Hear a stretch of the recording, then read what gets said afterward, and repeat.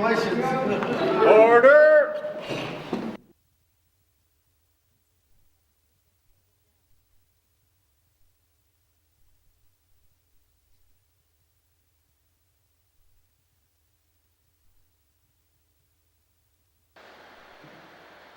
O God, may your spirit and guidance be in us as we work for the benefit of all our people, for peace and justice in our land, and for the constant recognition of the dignity and aspirations of those whom we serve. Amen.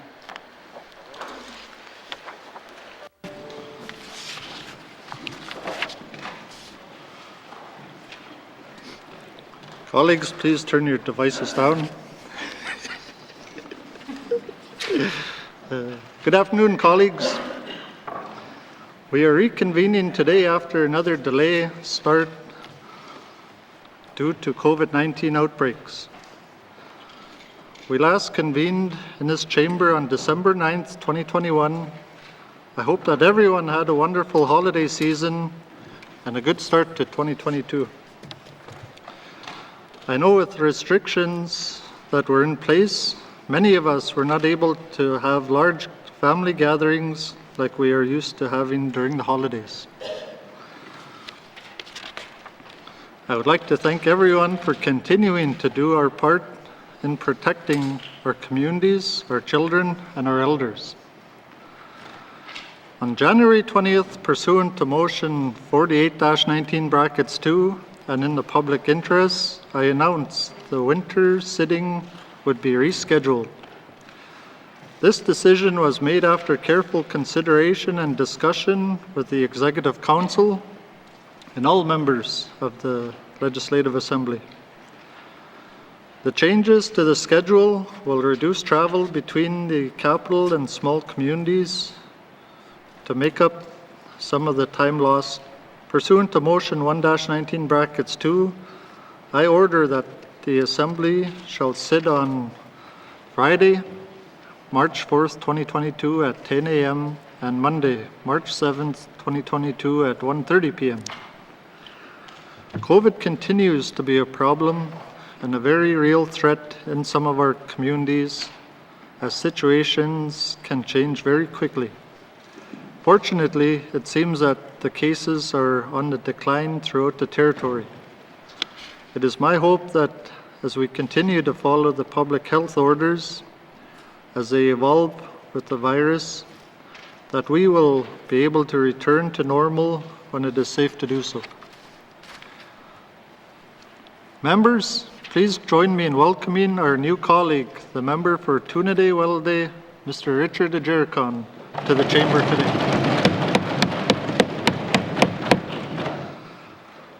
The member for Tunaday-Welday, Mr. Richard Ajericon, was declared member-elect on February 10th with the official swearing-in ceremony held earlier today. Unfortunately, the Legislative Assembly building remains closed to the public, but our capacity allowed for friends and family to be present for this exciting event. The member for Tunaday-Welday, Mr. Richard Ajericon, is a descendant of Chief Oliver Ajericon, who signed Treaty 8 on July 28, 1900, in Port Resolution. The member has held many positions: former chair for the Mackenzie Valley Environmental Impact Review Board, former head chief of the Yellowknife First Nation, chief executive officer of the Yellowknife First Nation, and chairman of the N.W.T Apprenticeship Board. Members, now as always, I would like to take this time to remind members to conduct themselves in keeping with the rules of this Assembly. With just under 2 years left in the 19th Assembly, we need to continue to show respect for one another, for this institution, and most importantly, for those who elected us. Treat each other with dignity and take pride in the work that we do here. We are here to serve as representatives for the people that elected us and put their trust in us. It is an honor for us all to be here on behalf of our constituents and residents of the Northwest Territories. Although the Assembly remains closed to the public, media are welcome in the gallery. We continue to broadcast live and live stream our proceedings to ensure the public has the opportunity to see and understand the work being done on their behalf. Now, colleagues, it is my duty to advise the House that I have received the following message from the Commissioner of the Northwest Territories. It reads, "Dear Mrs. Speaker, I wish to advise that I recommend to the Legislative Assembly of the Northwest Territories the passage of Appropriation Act Operation Expenditures 2022-2023. Supplementary Appropriations Act Infrastructure Expenditure Number 3, 2021-2022, and Supplementary Appropriations Act Operation Expenditures Number 3, 2021-2022, during the second session of the 19th Legislative Assembly. Yours truly, Margaret M. Tom, Commissioner." Thank you, colleagues.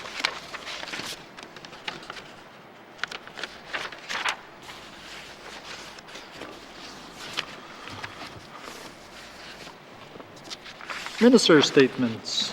Minister statements. Minister responsible for finance. Mr. Speaker, I give notice that I will deliver the budget address on Tuesday, February 22nd, 2022. Thank you, Mr. Speaker. Thank you, Minister. Minister statements. Minister statements. Honourable Premier. Mr. Speaker, I want to welcome all members back to the House for this sitting of the 19th Legislative Assembly. There's important work to be done over the next 6 weeks, and I look forward to working with each of you as we advance the priorities of this government. I want to start today with an acknowledgement of the 18 residents who have lost their lives to COVID-19 in the last 2 years. It's a painful reminder of the unpredictable and unforgiving nature of the pandemic. My heart goes out to those who have passed away and the family, friends, and communities of those who continue to grieve. Our thoughts are with you. Mr. Speaker, the last 2 years have been challenging for all levels of government across Canada and around the world, including the government of the Northwest Territories. Since the COVID-19 pandemic was declared in March 2020, our government has been primarily focused on protecting the health and well-being of residents. It sometimes feels like COVID-19 has dominated all public discussion and attention, and while the government's COVID response is important, it has had the unfortunate consequence of hiding lots of other good work this government has done on our many pre-existing priorities, and I want to highlight some of them today. The work we have accomplished in the first 2 years of this government is about people, place, prosperity, and partnerships. Mr. Speaker, these themes are not mutually exclusive of one another.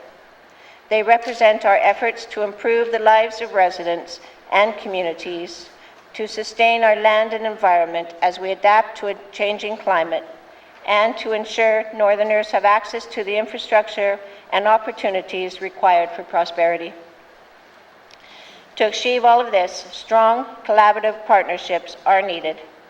The pandemic has demonstrated that we must work together with Indigenous governments, the federal government, municipal governments, the business community, and other key stakeholders to achieve success.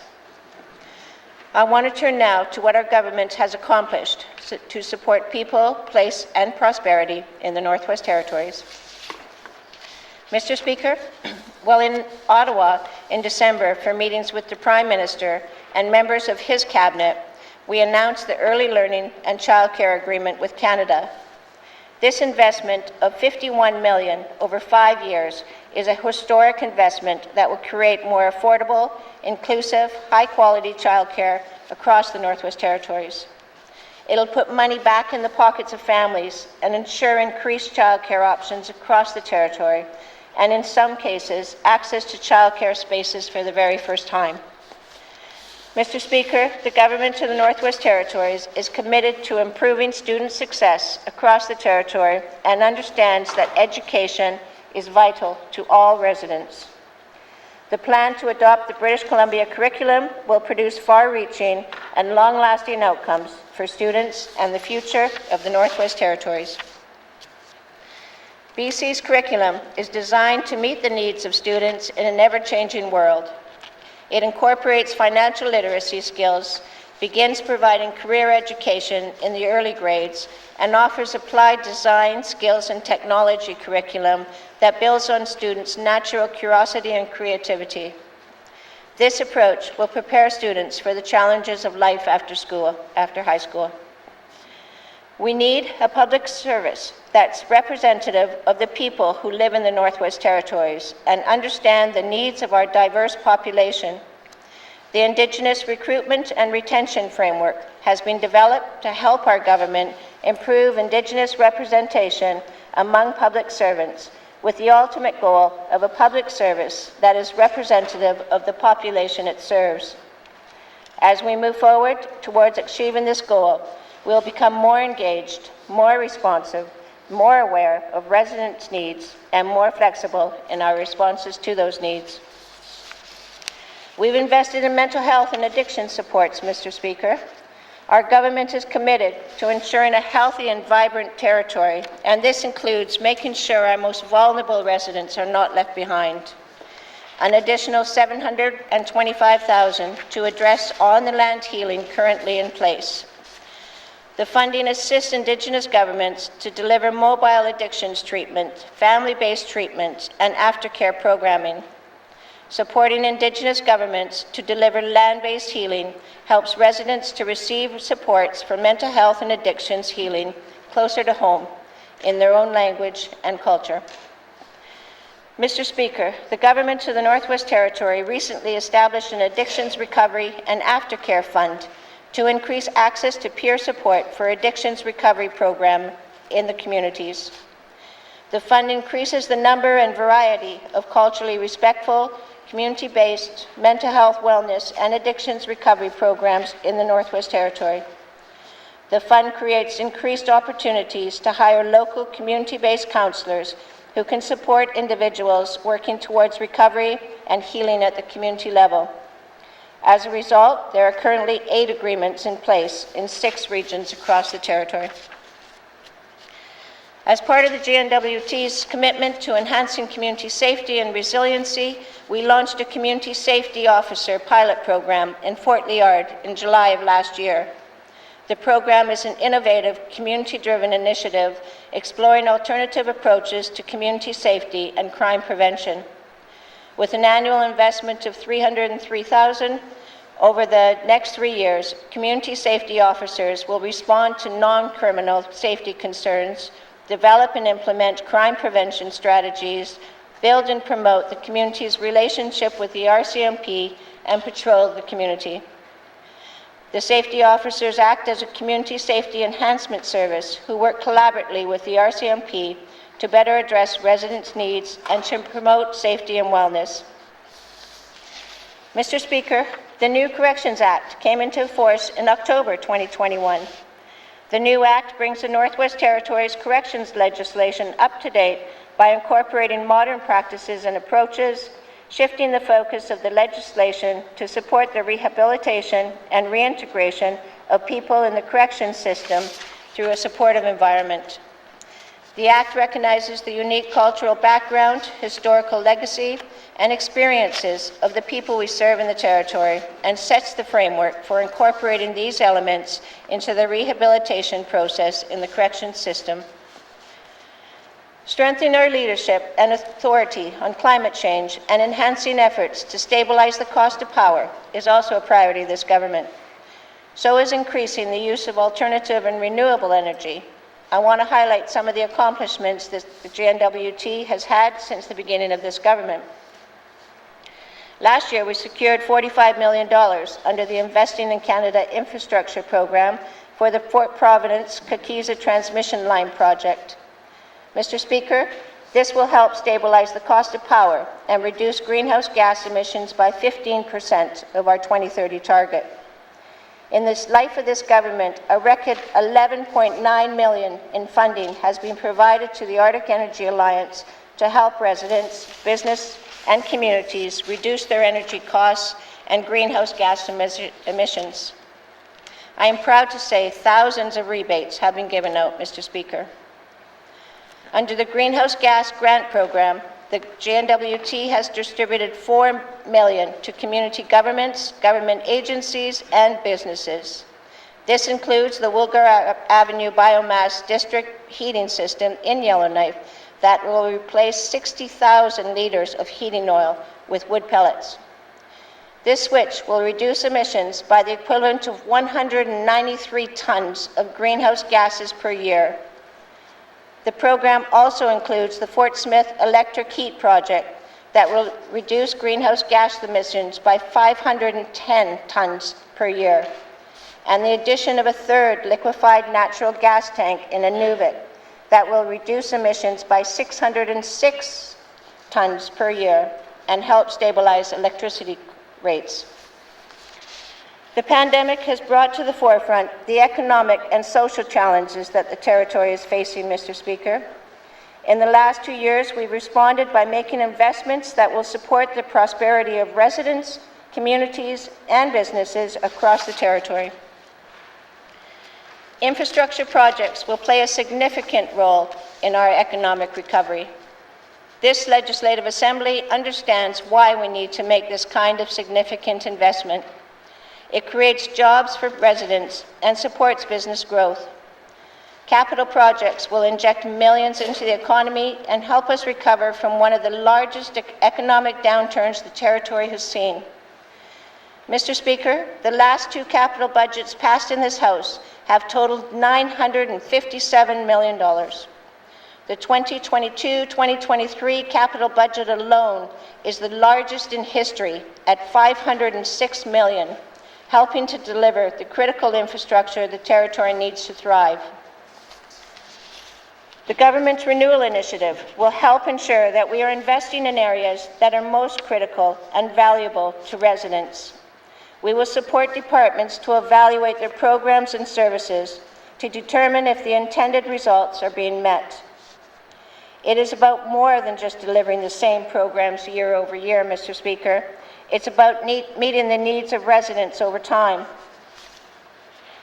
The future is bright for post-secondary education in the Northwest Territories as we work towards the establishment of a Polytech University that will help Northerners be first in line for Northern jobs. We are well positioned to benefit from scientific research and innovation in technologies, especially with an Indigenous and Northern lens.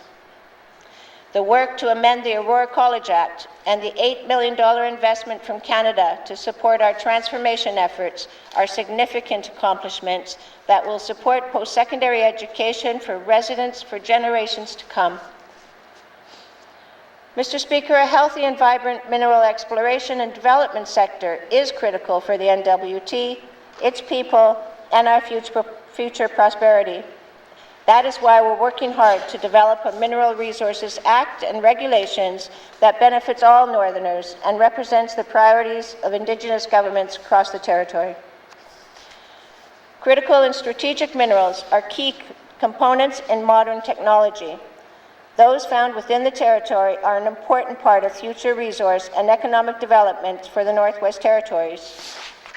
The development of a critical mineral strategy will ensure we put ourselves on the map to support the international transition to a greener economy. This work is well underway, Mr. Speaker, and represents the next chapter in mineral resource development in the Northwest Territories. We've undertaken a comprehensive review of our procurement policy that will help ensure more money stays in the North. While we'll continue to rely on specialty workers from outside the territory and suppliers, this government is dedicated to working to close any potential loopholes in the system, maximize benefits for Northern companies with a specific focus on Indigenous procurement, and ensure as much of our public spending as possible stays in the territory. A diversified N.W.T economy will help support our current and future prosperity, Mr. Speaker.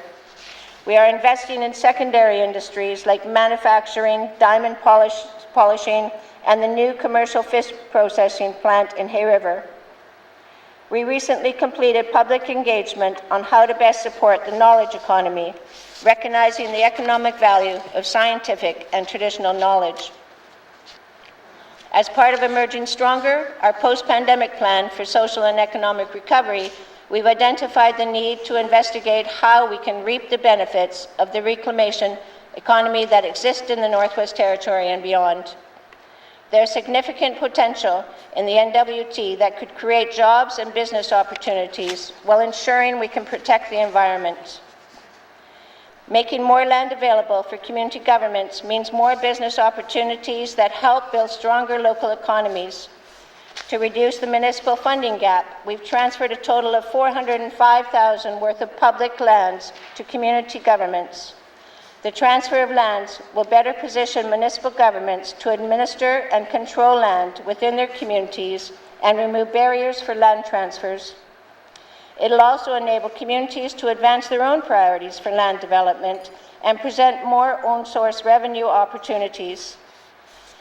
A process guide has been developed to support this work and will continue to ensure an effective and efficient transfer of land moving forward. Mr. Speaker, without strong collaborative partnerships, things would have looked very different for this government over the last 2 years.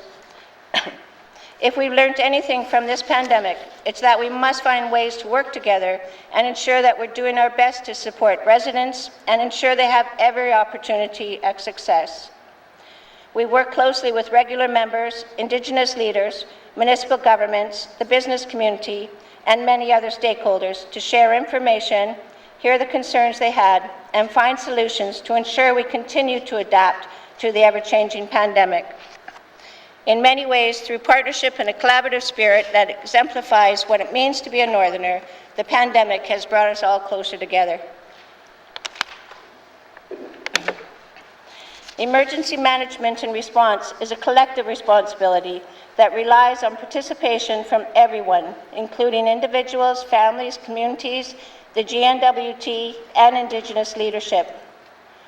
In spring 2021, we faced the largest flood in our history, resulting in major response efforts, evacuations, and damages to 6 communities. The Emergency Management Organization coordinated the GNWT resources to support affected communities, evacuated residents, and coordinated disaster assistance. Flooded communities responded to ensure the safety of residents and to reduce damage. Despite the challenges that existed because of the pandemic, residents, communities, and the GNWT worked together to ensure everyone's safety. In the first 2 years of this government, we have secured $635.1 million from the federal government, an increase of $277.5 million from the previous government's first 2 years. This is a 78% increase, Mr. Speaker. Our work with the federal government over the last 2 years has resulted in significant and historic investments in the Northwest Territories. Having safe and affordable housing is a priority for this government. Through partnership with the Government of Canada, $60 million from the National Housing Co-Investment Fund is flowing from the federal government to housing in the Northwest Territories. This is on top of the $25 million we received for housing in Canada's 2021 budget. This is the biggest increase to public housing in the N.W.T in a generation and responds to the need to improve and increase our housing stock. This is not just about partnerships, but the people it'll benefit, the economic opportunities and jobs it'll create across the territory, especially in smaller communities, and the overall improvement to the health and well-being of communities. One of our biggest accomplishments has been the strong and collaborative partnerships we've developed with Indigenous governments. Mr. Speaker, we've established the Council of Leaders and the Modern Treaty and Self-Government Partners Forum, in addition to the Intergovernmental Council established because of devolution. All of these tables are a way to support discussions in common areas of interest amongst Indigenous governments to identify opportunities to work together. If we continue to work together, we can achieve improved outcomes for residents. For instance, the N.W.T Council of Leaders has agreed to collaborate on areas of shared interest and to become the regional implementation body for the Arctic and Northern Policy Framework of the Northwest Territories. It's a major step forward, but we still have work to do to enhance collaboration on both the N.W.T and Indigenous government initiatives. With the support of 9 Indigenous governments that sits on the Intergovernmental Council, the Legislative Development Protocol is another shining example of the collaborative spirit of our government. Mr. Speaker, the protocol will result in stronger and more effective land and resource management legislation that accounts for Indigenous priorities and views.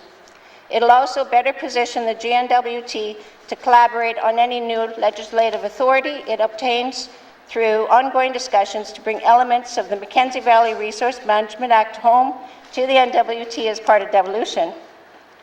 Mr. Speaker, we spent significant time and resources in the last 2 years on COVID-19 pandemic, and I want to take a moment to recognize this work. When the pandemic was declared, we said that our top priority was the health and well-being of residents. This priority extended beyond the healthcare efforts that have helped us limit the spread of COVID-19 and protect the integrity and healthcare delivery in the N.W.T. We had an obligation to support residents and businesses as best we could during these challenging times. As of December 31st, 2021, we've invested $74.9 million to support residents, businesses, and industries important to our economic success and prosperity. This is on top of the $156.9 million the federal government has provided during the pandemic. Mr. Speaker, I seek unanimous support to conclude my statement. Thank you. Thank you, Honourable Premier. The Minister is seeking unanimous consent to conclude her statement. Are there any nays? There are no nays. You may conclude your statement.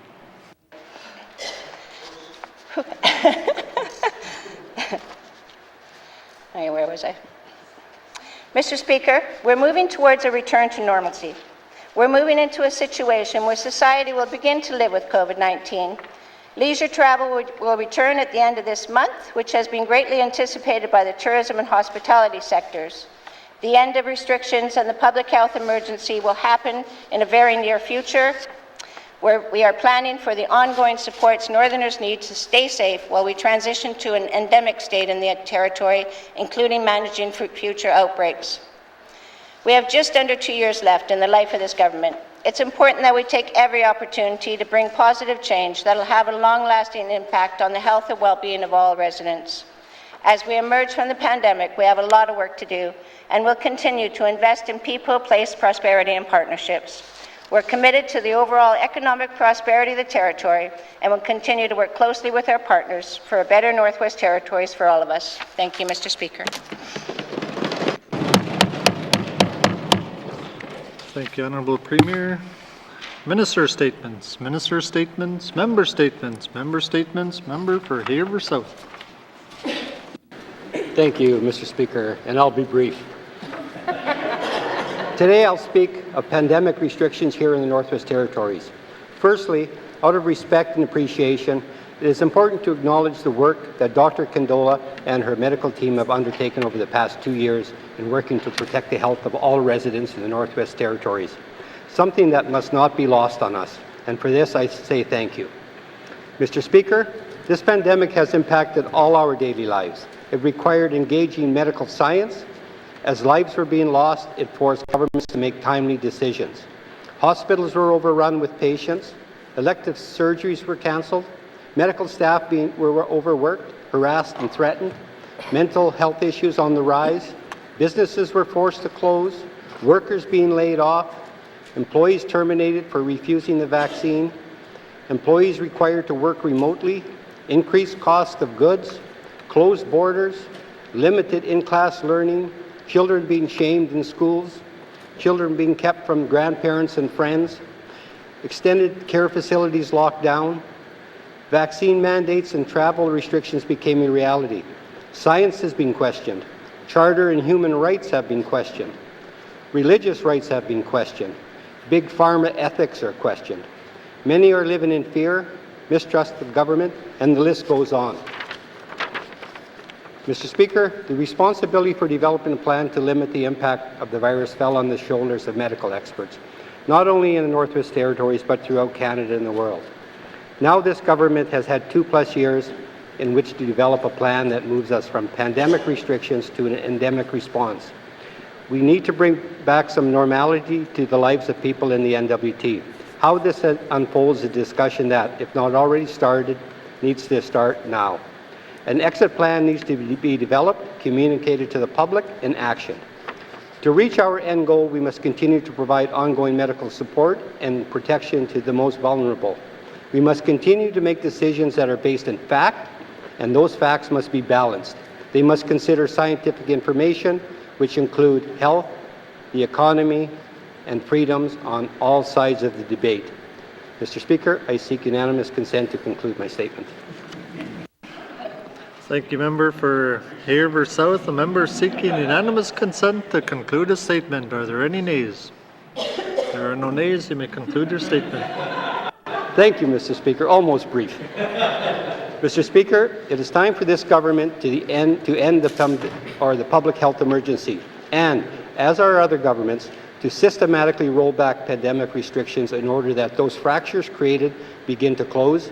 And just as importantly, we must begin to provide post-pandemic health and business support to those that are so desperately in need of it. Mr. Speaker, I will have questions at the appropriate time. Thank you.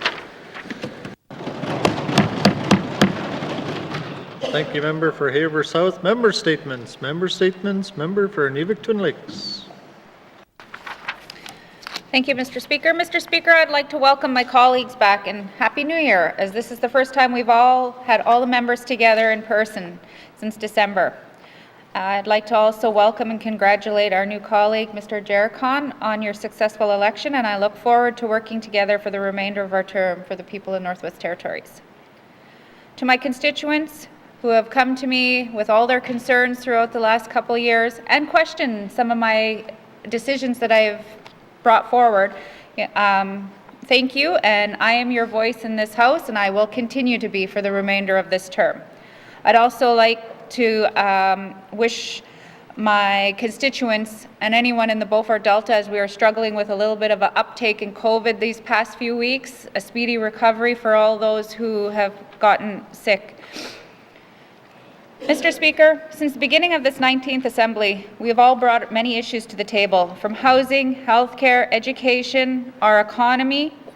We were then hit with the pandemic 5 months into our term, which sidelined and slowed us in accomplishing the goals that we had set out for the N.W.T residents. COVID-19 has proven to us how fragile we are as a territory and continues to be, especially in our healthcare system, our housing situations, and our economy. Mr. Speaker, we have just over a year and a half to complete our priorities that this government set together, and I look forward to the plan that our Premier and Cabinet will be providing to us this sitting on what they have accomplished and how they will be completing the goals that we have set together.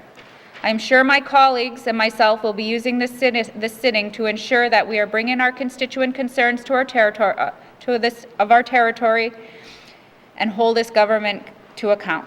In closing, Mr. Speaker, it is not too often that many get to celebrate their 80th birthday.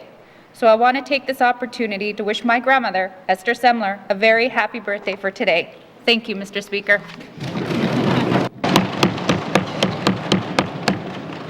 Thank you, member for N.W.T Lakes. Member statements. Member statements. Member for Great Slave.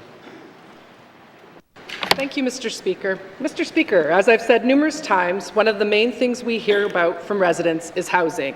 And in my constituency, I hear mainly about Norseman Manor and Simpson House. Both properties are privately owned by Northview REIT. However, several Housing Corporation clients have been placed in these buildings rather than in ones owned by the N.W.T. As such, this government, as a landlord, has the responsibility to ensure these homes are safe and suitable for habitation. However, this is not always the case. I received numerous calls, emails, and texts with photos, video, and audio clips from housing clients in these particular buildings detailing broken windows, busted locks, filthy hallways, and poor maintenance. Parents feel their children are not safe and report incidents of violence and substance abuse on a regular basis that no child should ever be exposed to. Told to call the police, residents say they don't show up. Mr. Speaker, I have been asking for security for 2 years, and I have made no progress to better the situation for my constituents, despite repeated efforts with the Housing Minister. With a rental market monopoly in Yellowknife and little to no housing in the communities, housing clients literally have no options but to take substandard, dangerous housing or couch surf, becoming a burden to family and friends, further compounding mental health issues. In discussions with Northview, they seem willing to work with the Housing Corporation on these issues. However, point to problem housing clients and a lack of accountability for them for the issues, putting the onus back on the N.W.T. Mr. Speaker, I believe there is enough responsibility to go around, and it is on everyone to ensure the residents, especially children, have safe housing. I want to congratulate the Minister on the recent acquisition of the Nordic Arms building. I encourage her and the department to look at this building as an opportunity to create a new housing model, one that integrates social programming and client services, such as was offered at the YWCA's former Rock Hill site. I would like to see the prioritization for the new building of vulnerable families on the waiting list, including those waiting to transfer from their current unsafe situation, such as at Norseman or Simpson House. Mr. Speaker, I seek unanimous consent to conclude my statement. Thank you. Thank you, member for Great Slave. The member seeking unanimous consent to conclude her statement. Are there any nays? There are no nays. You may conclude your statement. Thank you, Mr. Speaker. We all have a lot to say after the end, and of course my computer has just died on me. Oh no, sorry. I blame TSC. They updated me over the break. Sorry, Mr. Speaker. Just give me 1 sec. I've got something really important to say. Thank you. Now where have I gone here? Thank you. I've got, I guess, 2 more minutes, don't I? So, here we go. Their current unsafe situations, such as at Norseman or Simpson House. Chronic problem tenants within the housing system should not be placed in buildings with families with children. Instead, the Housing Corporation needs to work with Health and Social Services to create family-friendly spaces where parents aren't afraid to walk down the hallway with their baby and needed supports are just next door. Thank you, Mr. Speaker. Thank you, member for Great Slave. Member statements. Member statements. Member for Thabacha. Thank you, Mr. Speaker. Mr. Speaker, to begin, I would like to welcome back my colleagues to the latest session of the new year. I would also like to give a special warm welcome to our newest colleague, the member for Tunanday-Willenday. I look forward to working alongside our new colleague. Mr. Speaker, for my statement topic today, I want to talk about the economy recovery for the N.W.T. We've begun to see more and more that our government is shifting away from a pandemic response and is beginning to treat COVID-19 with an endemic response. We likely will not ever see COVID-19 eradicated. Therefore, we must adjust our daily lives to start living with it in a different way than we have with public emergencies and lockdowns as we had in the last 2 years.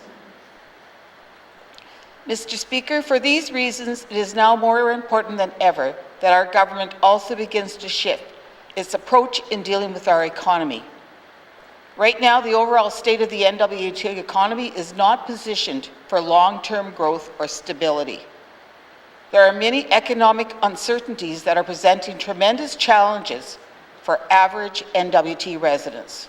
For example, Statistics Canada reported last week that the national inflation rate has reached a 31-year high, with an increase of 5.1% since January 2021. Similarly, the N.W.T. Bureau of Statistics reported last week that all items consumer price index for Yellowknife rose 4% compared to 1 year ago. Mr. Speaker, these figures represent a substantial increase of nearly all consumer goods across the board. Overall, food from stores increased by 4.2%. However, certain items went up more. Meat increased by 7%. Fish and seafood increased by 6%. Furthermore, shelter costs have gone up by 2.8%, water, fuel, and electricity has increased by 11.3%, and the price of gasoline increased by 24.7%. People's purchasing power is much weaker than it was a year ago. People are having difficulties making ends meet. Mr. Speaker, I seek unanimous consent to conclude my statement. Thank you, Member for Thabacha. The member seeking unanimous consent to conclude her statement. Are there any nays? There are no nays. You may conclude your statement. In addition, Mr. Speaker, the N.W.T is facing a population crisis. According to the 2021 census data, the N.W.T is only one of 2 provinces and territories facing a decline in population. We have 716 less people in the N.W.T than 5 years ago. Only 10 out of 33 of our communities had an increase in population compared to 2016. In closing, Mr. Speaker, it is extremely important that our government initiate a renewed effort towards accomplishing the priorities of the 19th Assembly. This pandemic has set back the fulfillment of many of our priorities. However, that does not mean we give up trying and get them done. We need to continue settling and implementing treaties and self-government agreements. We must continue pursuing the completion of the Mackenzie Valley Highway, the Slave Geological Corridor, and the Tolson Hydro expansion. We must continue to increase resource exploration and development and to reduce cost of power and increase the use of renewable energy. I will have questions for the ITI Minister later today. Thank you, Mr. Speaker. Thank you, Member for Thabacha. I didn't know we were having theme day here today. Unanimous consent. Member statements. Member for Mumfuyid. Thank you, Mr. Speaker. Okay, today I'm going to be talking about water, and it's to the Minister of MACA. So, Mr. Speaker, the minister responsible for MACA keeps talking about the community having to choose. Mr. Speaker, the community never had a choice when these water pipes were put in place back in 1970s. The territorial government was only 3 years old when these pipes were installed. Mr. Speaker, at that time, the community consultation process did not exist. The community did not have a choice in 1970, and now you are asking them to pay the bill. It was the N.W.T's decision 50 years ago to put in underground water pipe. Now it is your job to fix it. Mr. Speaker, this piece of infrastructure was nearly 40 years old when MACA decided to share gas tax with the community. The N.W.T should have established a fund to replace the infrastructure at that time that it was built. Mr. Speaker, it is very unfair of the government to provide an extra $1 million in funding and tell the community to pay for a $10 million infrastructure. Mr. Speaker, I'm currently doing research, and I believe N.W.T is underfunding 23 of 33 communities in the Northwest Territories. Mr. Speaker, this is an emergency situation. There are 200 people that rely on that water pipe. Also, several pieces of N.W.T infrastructures, like Chief Jimmy Bruno School, Elizabeth Mackenzie Elementary School, Jimmy Rasmus Senior Home, Mary Adele Bishop Health Center, and government offices that consist of staff from MACA, Income Support, Justice, Renewable Resources, Social Services, Medical Travel, Mental Health, and TCSA, Finance and Admin. N.W.T assets are all on water pipe system. As we speak, Elizabeth Mackenzie Elementary School is closed due to water pipe frozen. Mr. Speaker, as reported, education outcome in Klitschko region is poor. Disruption with water is not helping. Mr. Speaker, all of these departments have to shut down their office due to water problems. Both schools... Okay. Mr. Speaker, can I have a unanimous consent to conclude my statement? Thank you, member for Mumfui. The member seeking unanimous consent to conclude her statement. Are there any nays? If there are no nays, you may conclude your statement. Okay. Mr. Speaker, all of these departments have to shut down their offices due to water problems. Both schools have frozen pipes several times in winters. In January, senior home had to bring in water to manual flush toilets with bucket. All government services and offices were shut down for 2 weeks after Christmas due to water problems. By not helping the community resolve this problem, I feel N.W.T is making a decision that will impact essential community services. Mr. Speaker, water is a human right, and it is important to people's health and wellness. Even the minister said it himself in an email when he said ensuring residents have safe drinking water is a priority for all levels of government. Mr. Speaker, this is an emergency situation that N.W.T has to respond.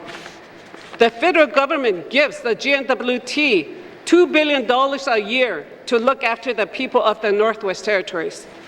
I cannot believe the government cannot find a few $1 million to help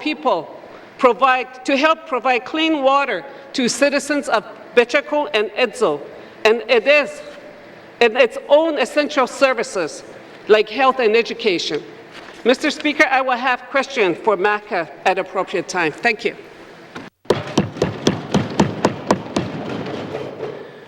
Thank you, member for Mumfui. Member statements. Member for Decho.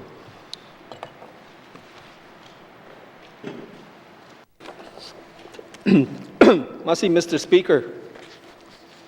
Mr. Speaker, we all know the controversy surrounding the mandatory vaccinations policy. The policy has marginalized residents of the Northwest Territories. There is now a vaccinated group of residents and an unvaccinated group of residents.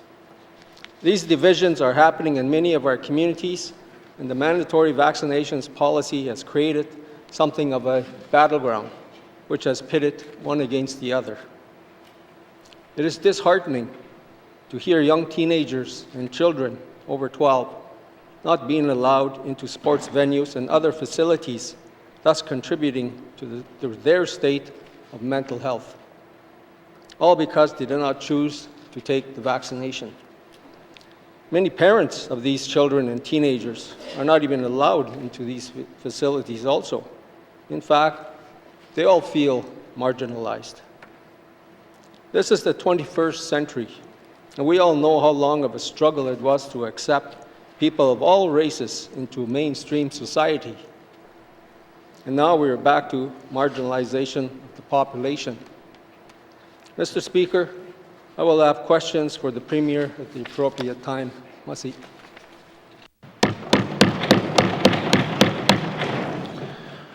Thank you, member for Decho. Member statements. Member for Frame Lake. Merci, Monsieur le Président. I want to return to the topic of adequate and affordable access to internet services and the barriers facing students and families. In February 2021, I asked questions of the Ministers of Education, Culture and Employment, and of Infrastructure regarding the total inadequacy of bandwidth provided to Yellowknife school authorities. I raised the problem after I was told that Yellowknife schools and Aurora College shared an internet connection of 300 megabytes per second provided by N.W.T, which is equivalent to a cable modem at home. Consider that Yellowknife Catholic Schools alone has 1,700 users, and you begin to understand how hopelessly inadequate this arrangement has been. In response to my questions, the Minister of Infrastructure, who is responsible for information technology, said, quote, "We have been working on an RFP, or request for proposals, for increased internet services," end of quote, for boards. All three Yellowknife education authorities report using their program funds to buy more internet bandwidth and even additional modems to provide greater in-school coverage. As one representative told me, this significant expenditure was essential given the high level of frustration and lack of ability for teachers and students to access technology sufficient for learning. Even without the increased demands of COVID, providing students adequate internet is an essential part of modern education. Our education authorities have repeatedly raised this issue through the N.W.T Superintendents Association and through English and French associations of school superintendents of Canada, giving us a rather poor national standing. This situation still exists a year after the infrastructure minister told me a solution was in the works. Failure to provide needed technical infrastructure puts our students at a disadvantage compared to learners in other jurisdictions and even within the Northwest Territories. I'll have questions for the Minister of Infrastructure on when this problem of equitable internet access throughout our education system will finally be fixed. Merci, Mr. Speaker. Thank you, member for Frame Lake. Member statements. Member statements. Member for Toonaday-Whittleday. Merci, Mr. Speaker. For my first member statement, I would like to begin by saying thank you to my constituents at Toonaday-Whittleday. I am humbled and honored to be elected the new MLA for 4 communities in my riding, Tootsake, Dada, Deal, and Fort Resolution. In addition, Mr. Speaker, I want to acknowledge all the elected leaders from my constituency of Chief Darrell Marlowe of Tootsake, Chief Edward Sangres, and Chief Fred Sangres of the Elliston First Nation, Chief Louis Bosley of Deniquin First Nation, and Acting President Arthur Beck of the Fort Resolution Métis Council, and Mayor Patrick Simon of Fort Resolution. Lastly, Mr. Speaker, I would like to extend greetings to all my colleagues here in the House. I'm honored to start this journey with you to build on past successes and build new opportunities for our youth, elders, and citizens of our land. Merci.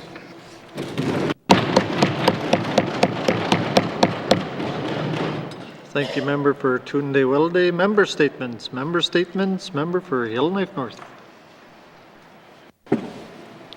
Thank you, Mr. Speaker. To the people of New Brunswick, Ontario, Saskatchewan, BC, I would like to wish a happy Family Day. And to the people of Manitoba, a happy Louis Riel Day. And to the people of PEI, a happy Islander Day.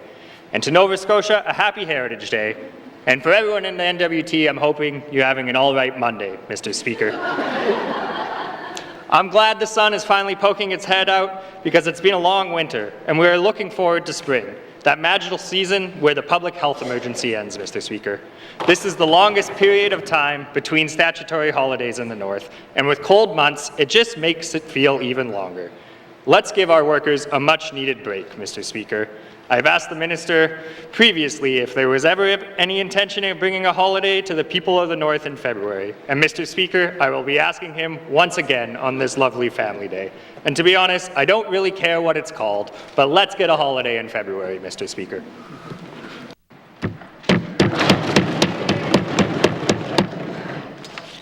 Thank you, member for Yellowknife North. Member statements. Member statements. Member for Kamloops.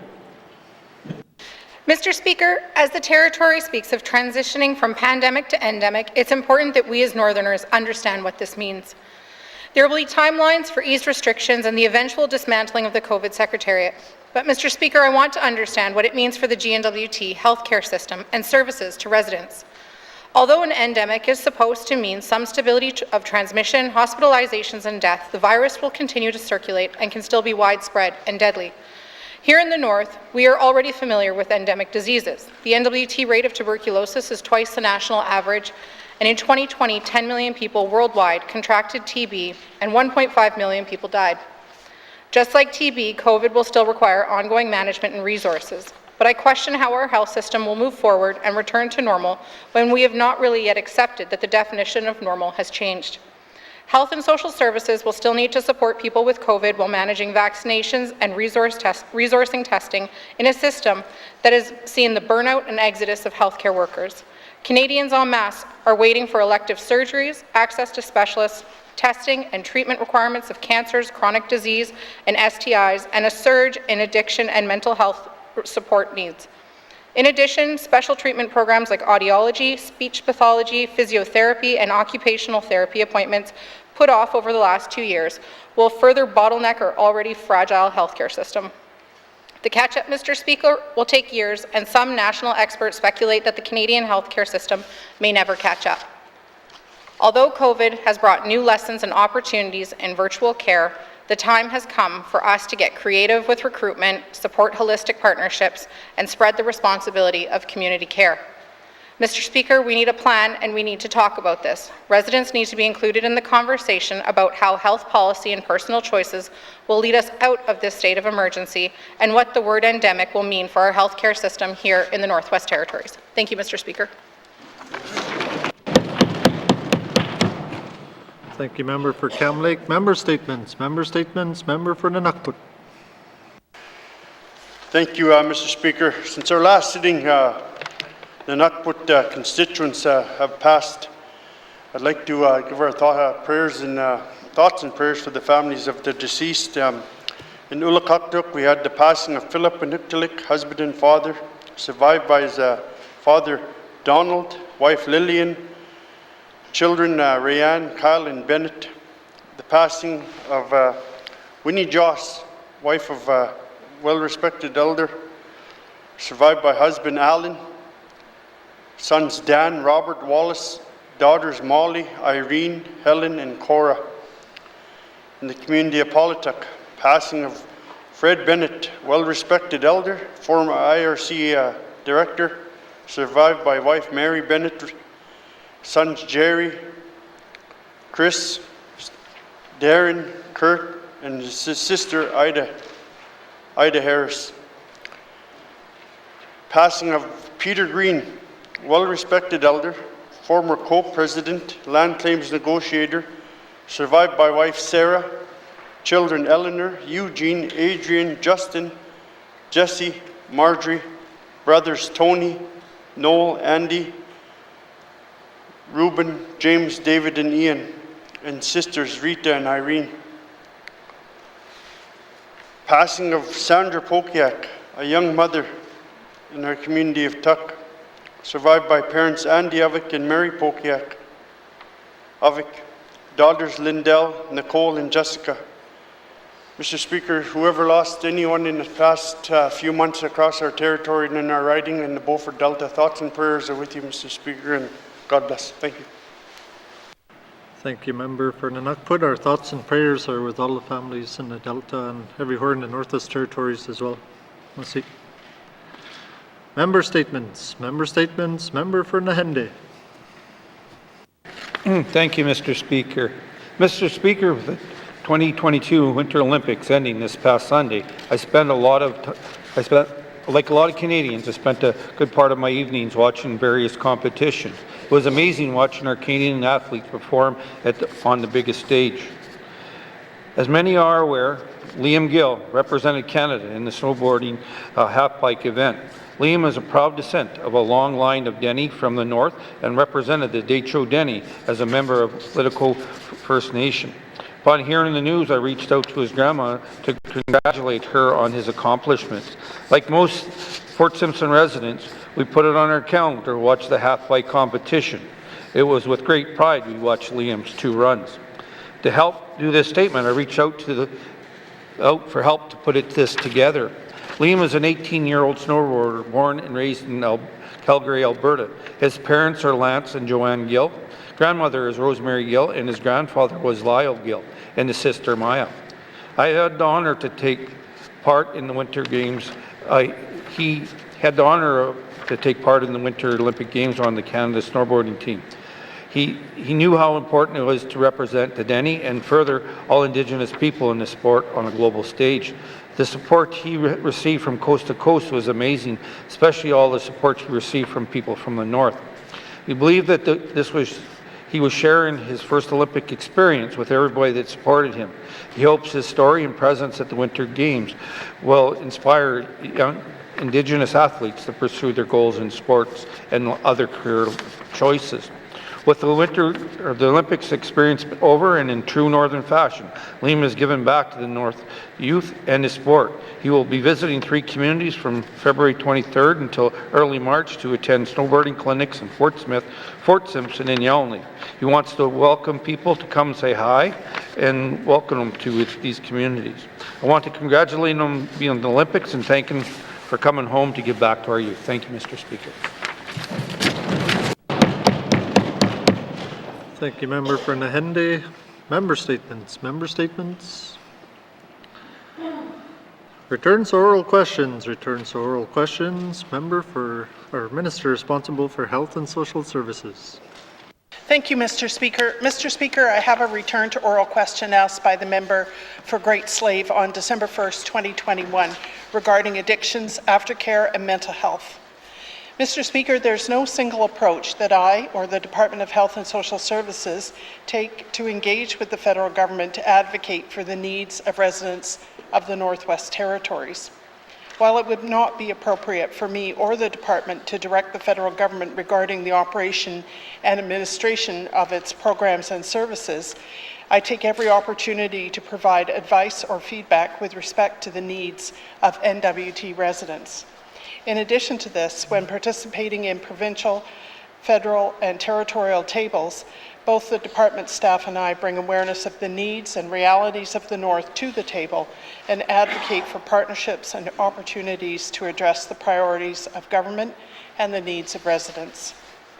I met with the Honourable Carolyn Bennett, Federal Minister of Mental Health and Addictions, on January 20th this year for initial discussions, and it is our intention to continue engaging on areas of common interest and priority. This meeting was a significant step to establish what I anticipate will be a positive working relationship with Minister Bennett. My goal in this work will be to ensure Minister Bennett has a sound understanding of the Northern context as it relates to mental health and addictions, and to ensure opportunities to meet the needs of residents are maximized. It's prudent to remember that while the federal government is an important partner in the delivery of mental health and addiction services, it is certainly not the only provider, and that residents have access to programs and services that are delivered in the Northwest Territories by the Department of Health and Social Services authorities and their authorities.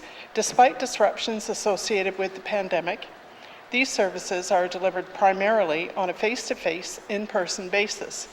If an N.W.T. resident has been negatively impacted by changes to a counseling service delivered by another party, that individual can self-refer to a counselor with a community counseling program. Same-day access is available across all regions. Thank you, Mr. Speaker. Thank you, Minister. Returns to oral questions. Returns to oral questions. Recognition of visitors in the gallery. Recognition of visitors in the gallery. Acknowledgements. Acknowledgements. Oral questions. Oral questions. Member for Haver South. Thank you, Mr. Speaker. Mr. Speaker, these questions will be for the Minister responsible for health. Mr. Speaker, a Special Advisory Committee on COVID-19 has agreed on the following criteria to determine whether jurisdictions are ready to lift restrictions. And this criteria includes COVID-19 transmission is controlled, sufficient health capacity to test, trace, and isolate cases are there, expanded health care capacities exist, supports in place for vulnerable groups, workplace preventive measures, avoid risk of importation of cases, engage and support communities to adjust to a new normal. Mr. Speaker, I asked the Minister of Health what criteria is being used by the Office of the CPHO to evaluate whether this government should continue invoking the public health order, and does those criteria differ from the criteria I just mentioned? Thank you, Mr. Speaker. Thank you, Member for Haver South. Minister responsible for Health and Social Services. Yeah, thank you, Mr. Speaker, and thank you to the member for the question. This is obviously a topic that's very much on people's minds. The CPHO follows evidence-based decision-making based on science and her own medical professional training. And she does, in fact, monitor some of the same criteria that the member mentioned, including the number of cases in the N.W.T, the impact on the health system of those cases, both in acute care in the hospital and through public health capacity. She looks at where infections are occurring and in what populations, including the vulnerable populations, the severity of those populations, or those infections rather, measured through hospitalizations, ICU admissions, and deaths. She also looks at the number of infections and trends in other jurisdictions, especially those in neighboring jurisdictions such as Alberta, the Yukon, and Nunavut. She also looks at vaccine coverage, including booster uptake. As we know, vaccines reduce the impact of the illness on the people who have them. And finally, as the member mentioned, the CPHO looks at how COVID-19 is being transmitted. So the criteria is much the same as that he articulated. Thank you. Thank you, Minister. Oral questions. Member for Haver South. Thank you, Mr. Speaker. Mr. Speaker, I believe that the majority of residents on both sides of the fence do not expect a complete opening tomorrow, as much as some would welcome it. What I'm hearing people say is that they are wanting to see restrictions, such as masking and vaccine passports, removed or turned into recommendations. They want to see opening of sports and other venues where vaccinated and unvaccinated can participate. They want to see the SIP plan go away. So, Mr. Speaker, I ask the Minister, what do I tell the residents of Hay River and those throughout the N.W.T. when they ask, what is this government's exit plan from this pandemic? Thank you, Mr. Speaker. Thank you, Member for Haver South. Minister responsible for Health and Social Services. Yeah, thank you, Mr. Speaker. Thank you for the question. I advised the member to tell his constituents we're working on it. We know the measures that are in place now have resulted in significant disruptions to people's lives, and we want to bring that disruption to an end. As I previously said, we would be following an evidence-based decision-making process in order to decide when and how to lift restrictions. The CPHO has already agreed to lift leisure travel restrictions by March the 1st, which is a week from tomorrow. She has said she is reviewing further orders and is prepared to make additional announcements by March the 1st on areas such as self-isolation requirement after travel, gathering orders, and proof of vaccine requirements. So what I hear from my constituents and from my constituency meeting last week, and what I heard from Indigenous governments when the Premier and I met with them last week, is that people favor a gradual withdrawal of restrictions. They want reassurance that we will be able to provide for their health needs in the event that the outbreaks continue. Thank you. Thank you, Minister. Oral questions. Member for Haver South. Thank you, Mr. Speaker. Mr. Speaker, over the past several months, I've had the opportunity to talk to numerous constituents, including those vaccinated and unvaccinated, about current COVID restrictions and pose the question to them. Should the public health emergency end and restrictions lifted? The overwhelming response was to end it, but with the caveat that we must ensure the safety of the vulnerable. Mr. Speaker, will the Minister tell the people of the N.W.T. at what point will she no longer invoke the health emergency? And is she willing to do that today? Thank you, Mr. Speaker. Thank you, Member for Haver South. Minister responsible for Health and Social Services. Thank you. I appreciate the question. I'm not going to end the public health emergency today, but bringing it to an end is a topic of discussion, which I want to engage you and your colleagues in as soon as possible. We have been working on a plan, and I think that we will be in a position to share that with you by the end of the week and get your feedback on what we're doing and when we're doing it and how you think that will sit with your constituents. Thank you. Thank you, Minister. Final supplementary. Member for Haver South. Thank you, Mr. Speaker. Mr. Speaker, I'm pleased to hear that there is a plan in the works and that we'll hear something this week. I think constituents and people throughout the territory will be happy as well to actually hear something. Mr. Speaker, we have seen COVID-19 variants, with the latest being less severe than others. Now I hear there's a B2, I think, coming out that may be a little more severe and can transfer 1.4 times more quicker than the B1. So can the Minister tell the residents of the N.W.T. what is her department's plan if another variant surfaces that causes severe health issues, causing health services to be overrun. Thank you, Mr. Speaker. Thank you. Member for Haver South, Minister responsible for Health and Social Services. Yeah, thank you, Mr. Speaker, and thank you for the question. We are going to have health capacity set up knowing that this disease is not going to go away and that outbreaks are likely to continue. So the CPHO will be actively monitoring COVID as she has throughout the last 2 years. She will continue to do that and give us advice on how to deal with the variants as they come along.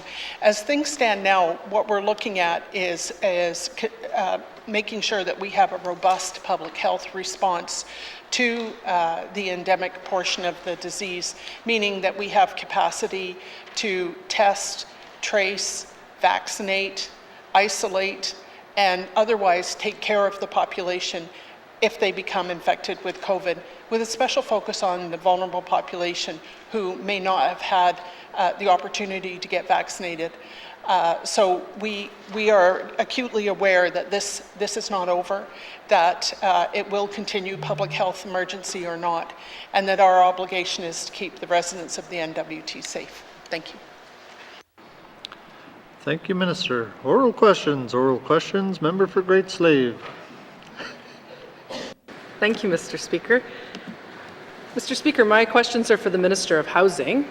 First, I'd like to know when there will be a solution to address the security issues with the apartments on 52nd Avenue, like Norseman Manor and Simpson House. Thank you, Mr. Speaker. Thank you. Member for Great Slave. Minister responsible for housing. Mr. Speaker, the Housing Corporation and the local housing organization here in Yellowknife continue to meet regularly with Northview Management to find key operating security and maintenance. Both the Housing Corporation and Northview are continue to ensuring the safety of their residents. I'm pleased to advise that the Housing Corporation has seen continuous improvement over these areas in terms of securities, such as expanding security checks, new key lock system, installation of new camera system, and increasing its numbers of security patrols at Norseman Manor from 7 per day to 9 per day. In addition, a stand-in guard coverage has been increased from 4 days a week to now 7 days a week for 10 hours during day peak security hours. These enhancement security arrangements represent an annual investment of over $50,000 by Norseman Manor alone. The Housing Corporation and Northview senior management continue to meet regularly. Thank you, Mr. Speaker. Thank you, Minister. Oral questions. Member for Great Slave. Thank you, Mr. Speaker, and thank you to the Minister for that answer. I do have some constituents that are saying they have not seen security around the buildings, so I will follow up with the Minister on that. My next question is, when will the recently purchased Nordic Arms be available for N.W.T. housing clients, and how will the department determine which clients will be moved there? Thank you, Mr. Speaker. Thank you, Member for Great Slave. Minister responsible for housing. Thank you, Mr. Speaker. The Housing Corporation is anticipating March of this year, 2022. The corporation will be meeting with each of the existing tenants and to discuss transition planning. The timeline for public housing unit allocations are expected to be known earlier in this fiscal year.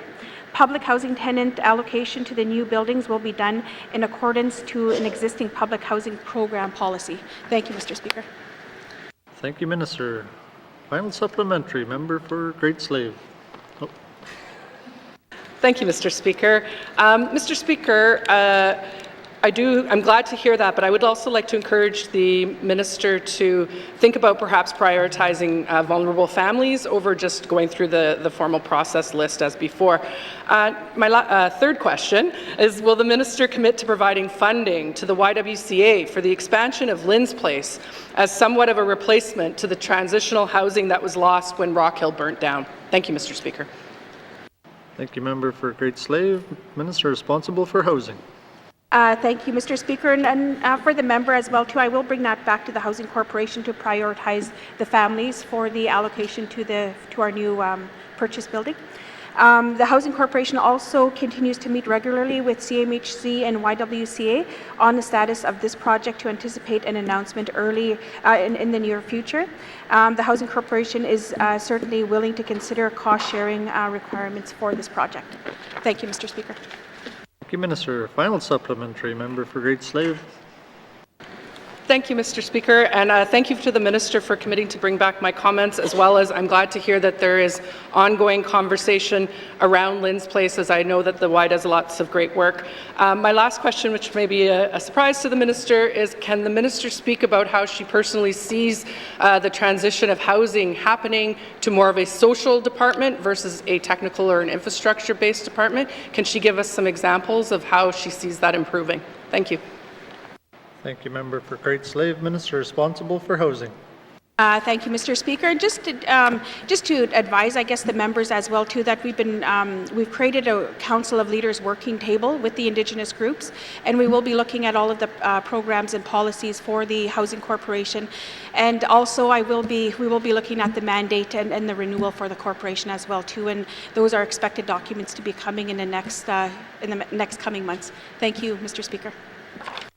Thank you, Minister. Oral questions. Member for Thabacha. Thank you, Mr. Speaker.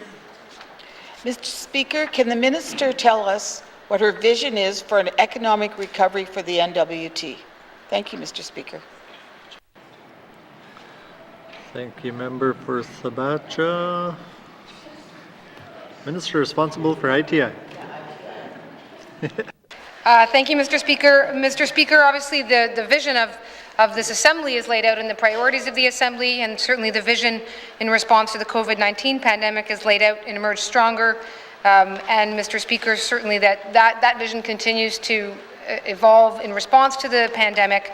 As for the Department of ITI, as a single department, their role is to provide supports to all sectors of the economy. So looking both from the smallest retail and the smallest hospitality or single tour operators all the way through to large investments, and we're going to continue to ensure that from that full spectrum is being covered as we recover from the pandemic. Thank you, Mr. Speaker. Thank you, Minister. Oral questions. Member for Thabacha. Mr. Speaker, given the closure of many mines in the N.W.T. in the coming years, can the Minister tell us if she and her department have plans to open the N.W.T. up for business? Specifically, are there plans to create more desirable economic conditions to attract and secure greater investment in the N.W.T? Thank you, Mr. Speaker. Member for Thabacha, Minister responsible for industry, tourism and investment. Thank you, Mr. Speaker. Mr. Speaker, there's a tremendous amount of work happening not only in the Department of ITI but across the government for that very exact purpose, to ensure that the Northwest Territories is a place that has all of the right pieces in place to help the economy grow. We have everything starting from the regional economic development plans, which is an opportunity to look at the individual and unique circumstances of each community, from fisheries to maker spaces to knowledge economy film, all the way through to work that's happening at the higher end of large-scale investment to help revitalize the resource exploration sector and advance projects. On that one, Mr. Speaker, consistently we hear that the barriers in the north around infrastructure, the infrastructure deficit seen across, that they are something that exists, that can be addressed. We have the 3 large projects that are being advanced, Mr. Speaker, and much that's happening on a somewhat smaller scale. For example, Mr. Speaker, there's a Mackenzie Valley operational dialogue that's meant to really look at how we can make our regulatory system more approachable and easier for those entrants. Thank you, Mr. Speaker. Thank you, Minister. Oral questions. Member for Thabacha. Mr. Speaker, can the Minister tell us what her department's plan is to encourage more investments into the N.W.T. to support future projects that will help create economic development for the N.W.T?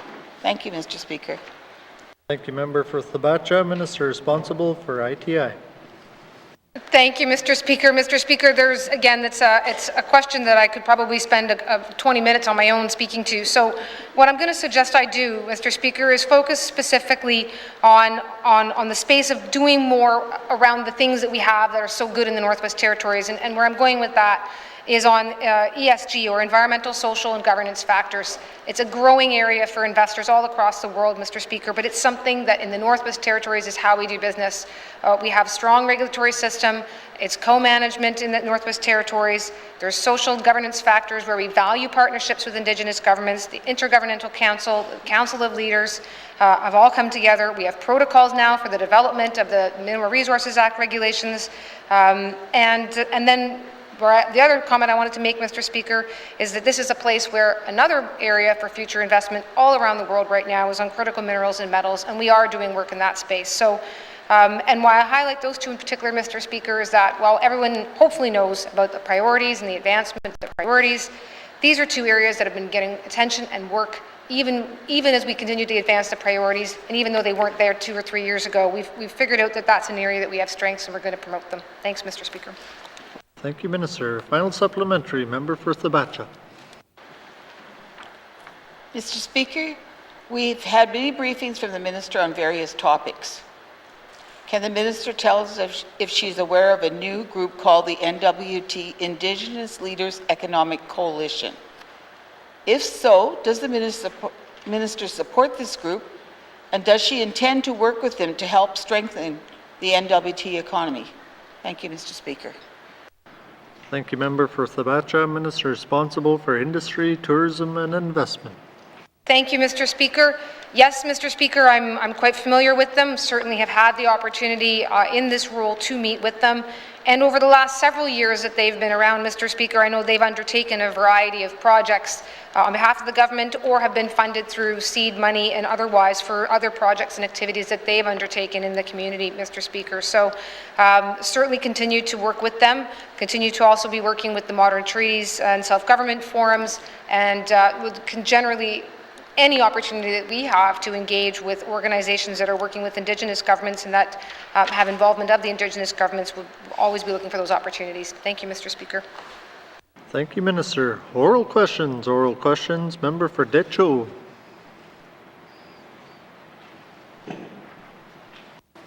Masi, Mr. Speaker.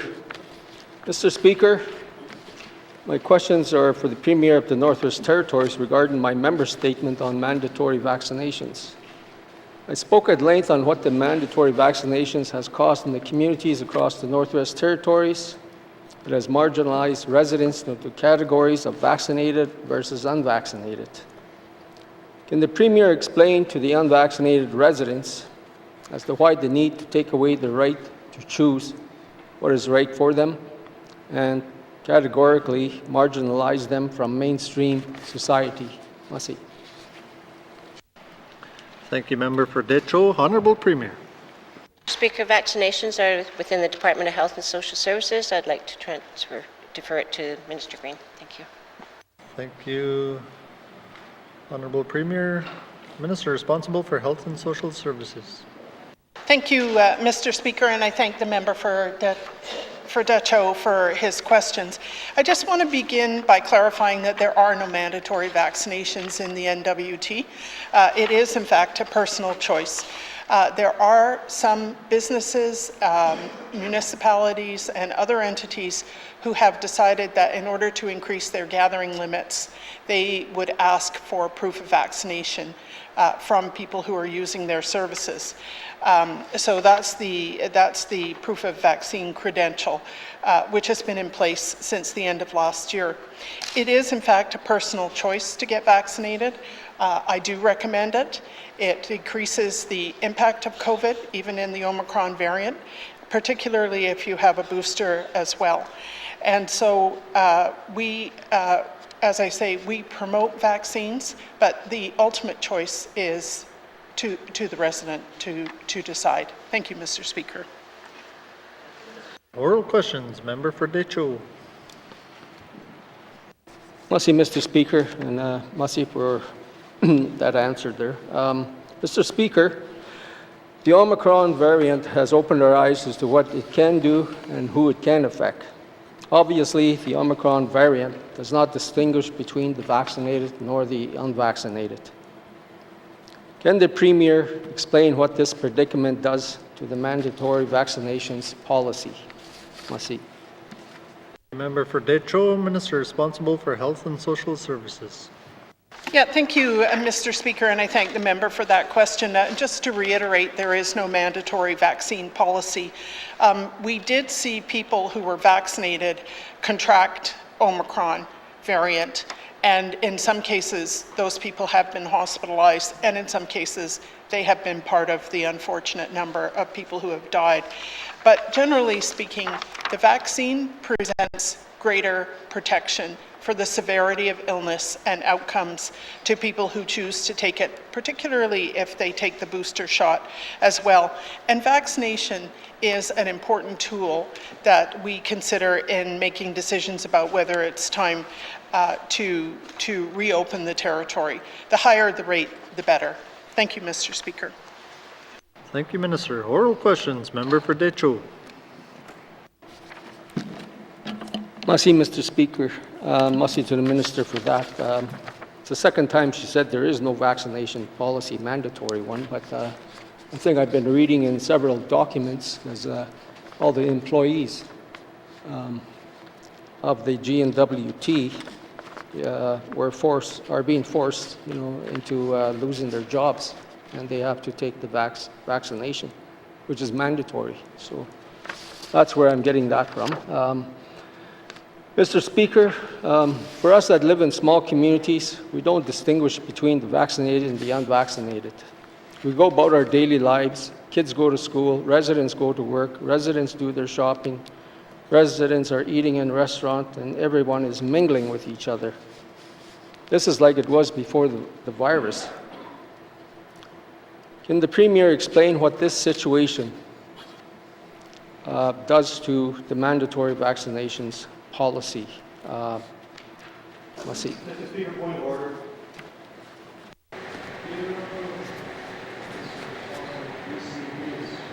Raising a point of order.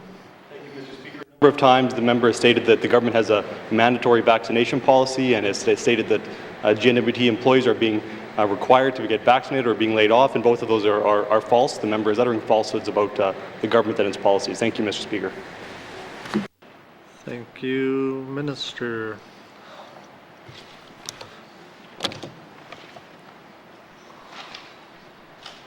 There is no point of order. Sorry. I'll allow it. Member for Detroit. I see, Mr. Speaker. I suppose there's a point of order on the floor.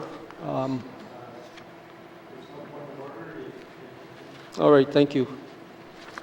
Mr. Speaker. Mr. Speaker, removing the mandatory and the continuance of encouraging the vaccinations may be a win-win for all, especially the ones who choose not to take the vaccinations.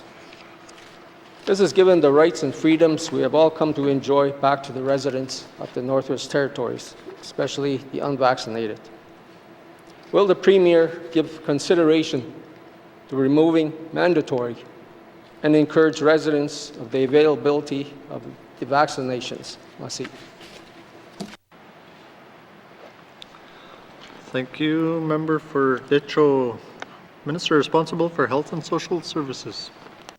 Yeah, thank you, Mr. Speaker. Mr. Speaker, there is no mandatory vaccine policy, not for the public, not for the public service. People have a choice to make here. We are promoting a socially responsible place so that we can offer a safe workplace and a safe environment for the people of the N.W.T.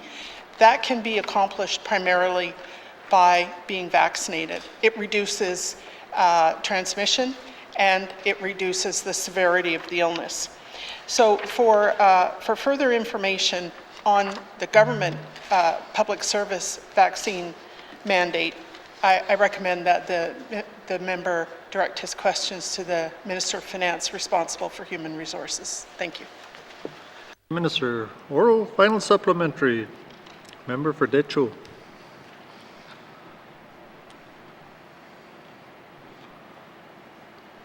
Okay. Oral questions.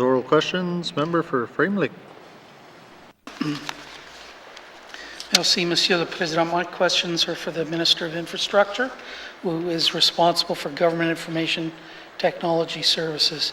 A year ago, the Minister promised a solution for education authorities' internet bandwidth problems through a request for proposal, which was to be issued last winter.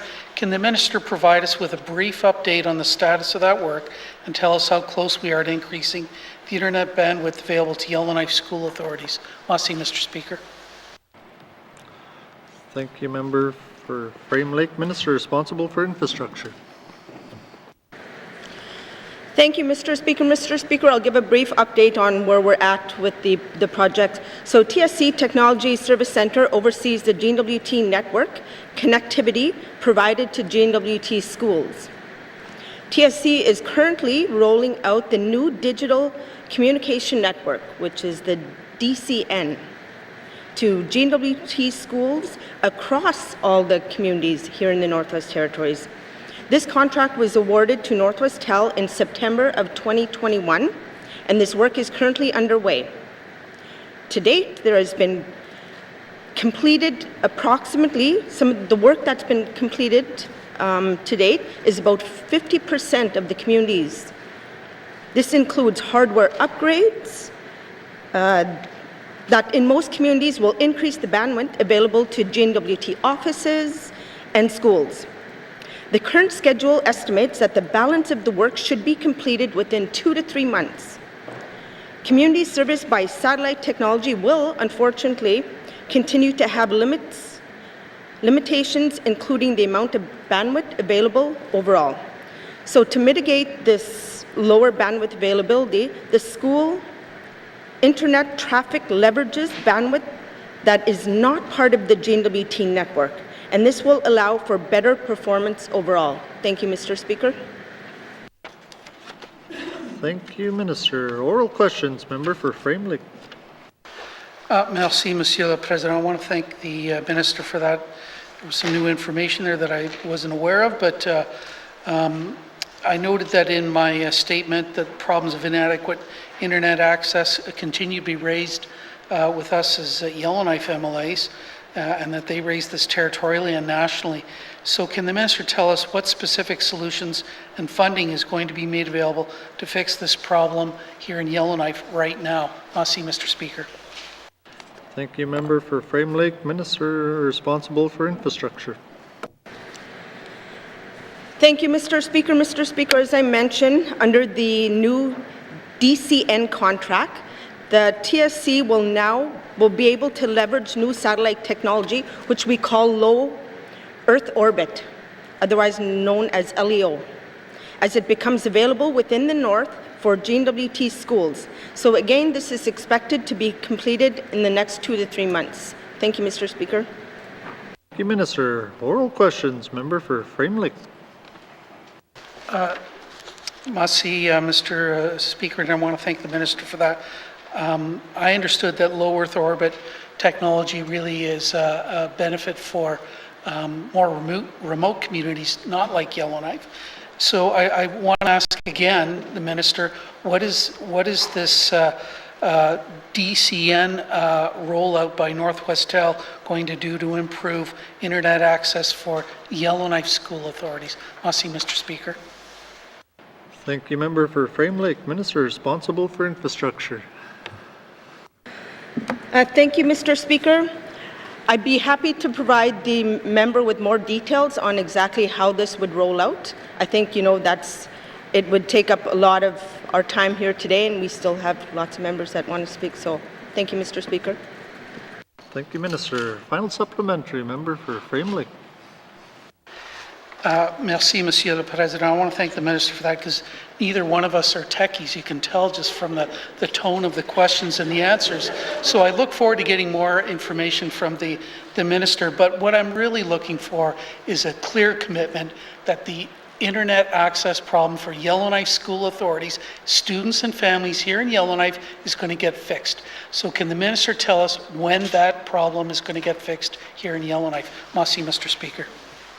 Thank you, member for Frame Lake. Minister responsible for infrastructure. Thank you, Mr. Speaker. Mr. Speaker, the member's last question is a really important one, so I'm just going to make sure I speak slow when I'm going through this. In Yellowknife, the provision of internet services is a shared responsibility with school boards, as the Yellowknife schools manage their own networks and hardware within each of the schools, including the non-N.W.T internet connections, as they have purchased and installed within the schools. The TSC has no visibility into how these separate internet connections are used, managed, or how its usage is tracked. The TSC provides Yellowknife schools with internet services through existing N.W.T enterprise internet contract, so any increases to their bandwidth would be through the existing contract. I hope I'm making sense here, Mr. Speaker. Capacity under this contract was increased in September from 1 gigabyte to 2 gigabytes. And we have the ability to increase to 5 gigabytes under the existing contract when additional capacity is required. Currently, our understanding is the 2 gigabytes provided to the Yellowknife school is not fully utilized. It is not the case. I would ask the YK, if that's not the case, Mr. Speaker, I ask the YK schools to reach out to Education, Culture and Employment and also Infrastructure to increase that bandwidth. The TSC has also provided ECE with turbo sticks, Chromebooks to be able to facilitate online learning. ECE, and I'm looking at my colleague here, manages the distribution among those in the various schools. Thank you, Mr. Speaker. Thank you, Minister. Oral questions. Member for Mumphy. Thank you, Mr. Speaker. Question from Minister of Mecca. Will the minister commit to providing funding to the community to resolve this issue? Member for Mumphy, Minister responsible for Municipal and Community Affairs. Thank you, and I give the member credit for keep on asking the question. I've had numerous emails. I've had the conversations with the chief and that. We give money through gas tax, CIP, and we work with the communities through the New Deal. Communities make decisions on where it is. We don't have any other money. There's no slush fund out there. So the answer quickly, shortly, no. Thank you. Thank you, Minister. Oral questions. Member for Mumphy. Thank you.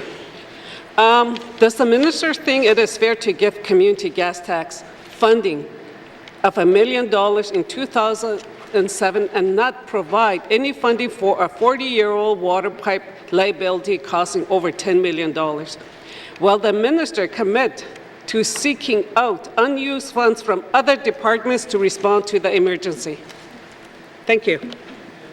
Mumphy, Minister responsible for Mecca. I think there was about 4 questions in there, but I'll try to answer them all, and if I miss, I apologize. So the first is the funding in regards to each community has their infrastructure. In 2007, the Municipal and Community Affairs came up with a New Deal. The New Deal, the money is allocated by a funding formula, and so since 2007 to 2022, the department gave Vechico in the community public infrastructure money of just over $15 million, the gas tax funding of just over $10 million, and communities make decisions. They make priorities. So they have to make decisions on what they think needs to be done for their community, and they make choices. Unfortunately, this situation is 40 years old, as the member has said. Community has the choice to prioritize this over other projects that didn't happen. Other communities are in the same boat, so we don't have any new money. There is no new money. The departments don't have any money. We're $1.5 billion in debt as we try to operate moving forward. So as I tried to explain to the member numerous times, is we don't have any money. If we had the money, there's other communities that have other issues as well. I'd be more than willing to do it if we had the money, but we don't have the money. Thank you, Mr. Speaker. Thank you, Minister. Oral questions. Member for Mumphy. Well, that wasn't the answer I was looking for, but I don't think he really answered my questions too as well. So the minister talks about $40 million. Some of this funding includes money for daily operations. People have to live and eat and work. So some of them goes to the operations. And this money is not for capital replacement like he is talking about. What money is available needed to maintain the existing infrastructure and not do a major capital plan replacement. So what money is available? That's what I'm asking him. Thank you. Member for Mumfway, Minister responsible for MACA. Thank you, Mr. Speaker. Mr. Speaker, as I tried to explain to the member, there's CIP, there's gas tax, and there's water and sewer. On top of it, the community gets $30 million since 2007 for the operation of it. So they have, this year they got $2.27 million for the operation of their community. So on top of it, that's where the money is. Is there new money available? No. What the community has been able to do, and as of today, and this is going to take a little bit of time, and I apologize, it might be a minister statement, but MACA staff have reached out to, they met with the Betchico SAO, Assistant SAO, and Water Superintendent to discuss the water and sewer infrastructure situation. Work has with ACE Construction to identify and fix a number of leaks in EDSO. 4 houses now have temporary above-ground service lines. They have issued public notices to help identify leaks. The treatment water reserve is now up to 50% capacity, and the water treatment plant is able to make water faster than it is being consumed. Work on the 20-year replacement plan identified in the 2019 AECO report has not begun. MACA has since reached out to them about updating that report in respect to costing and priorities. So, Mr. Speaker, the Department of Municipal and Community Affairs is doing everything we can do with the community to help them. We don't have any additional money. I've said that publicly. I've said it in the press. I've sent numerous emails to the member. I've said it to the chief. We don't have any money. We give the money that we get from municipal and community fair, 80% of it goes out to municipalities. There's no new money. There's no new slush fund. So as I tried to explain to the member, if there was a slush fund, would be great, but the municipalities, we don't have that type of money. Thank you, Mr. Speaker. Your final supplementary, member for Mumfway. Thank you, Mr. Speaker. Okay, I know he made numerous reference to the 40 millions and to the 2007, and I think I know what this minister is trying to do, is that he is trying to discredit the community government and playing blaming game. I don't have time for that. So I think that's what he's trying to do. Mr. Speaker, point of order. Thank you, member for the minister is seeking a point of order. Minister of EC&E Government. Thank you, Mr. Speaker. The member is imputing motives to the minister, saying that he's making comments in an attempt to discredit the municipality. I think it's a pretty clear one. Thank you, Mr. Speaker. Thank you, Minister. You may continue with the point of order.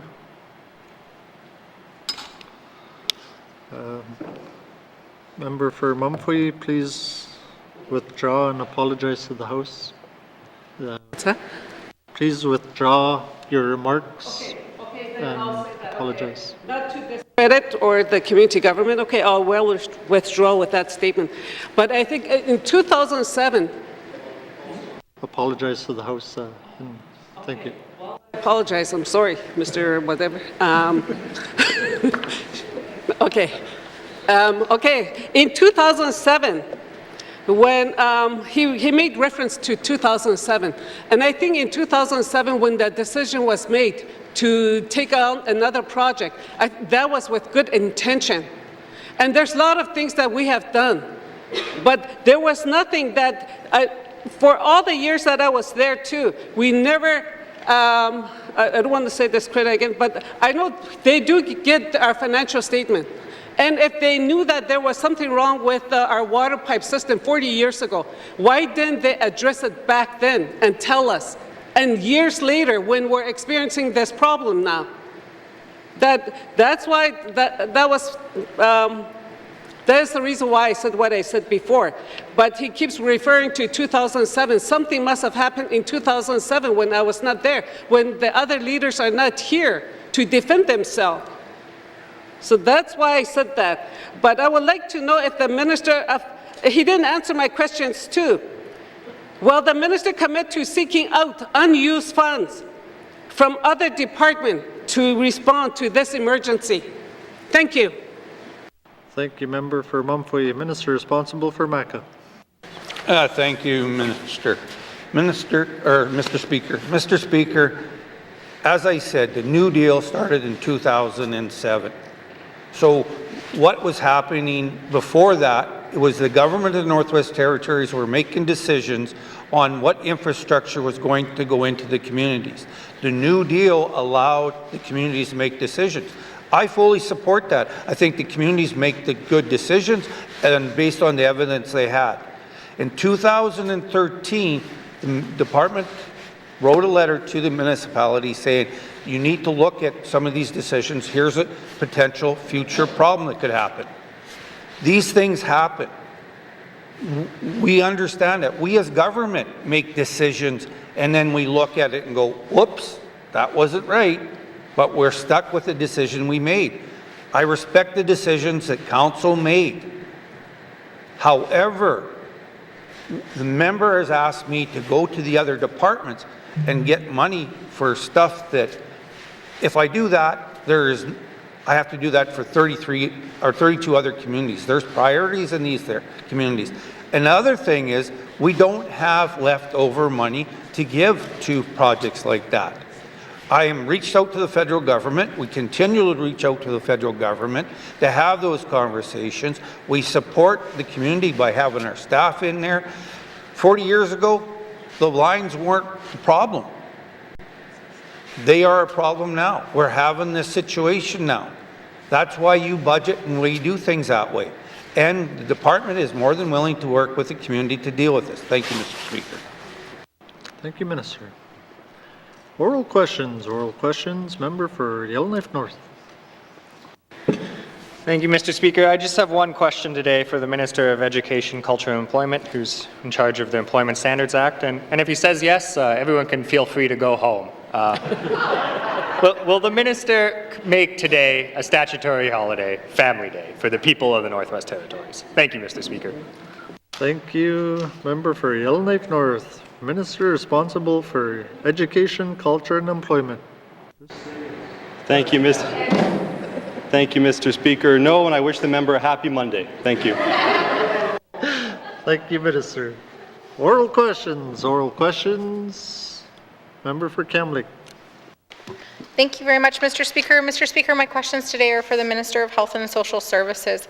I'm wondering if the Minister can speak to what work is being done to evaluate the demands on the N.W.T. healthcare system to manage healthcare expectation and catch-up required due to COVID-19. Thank you.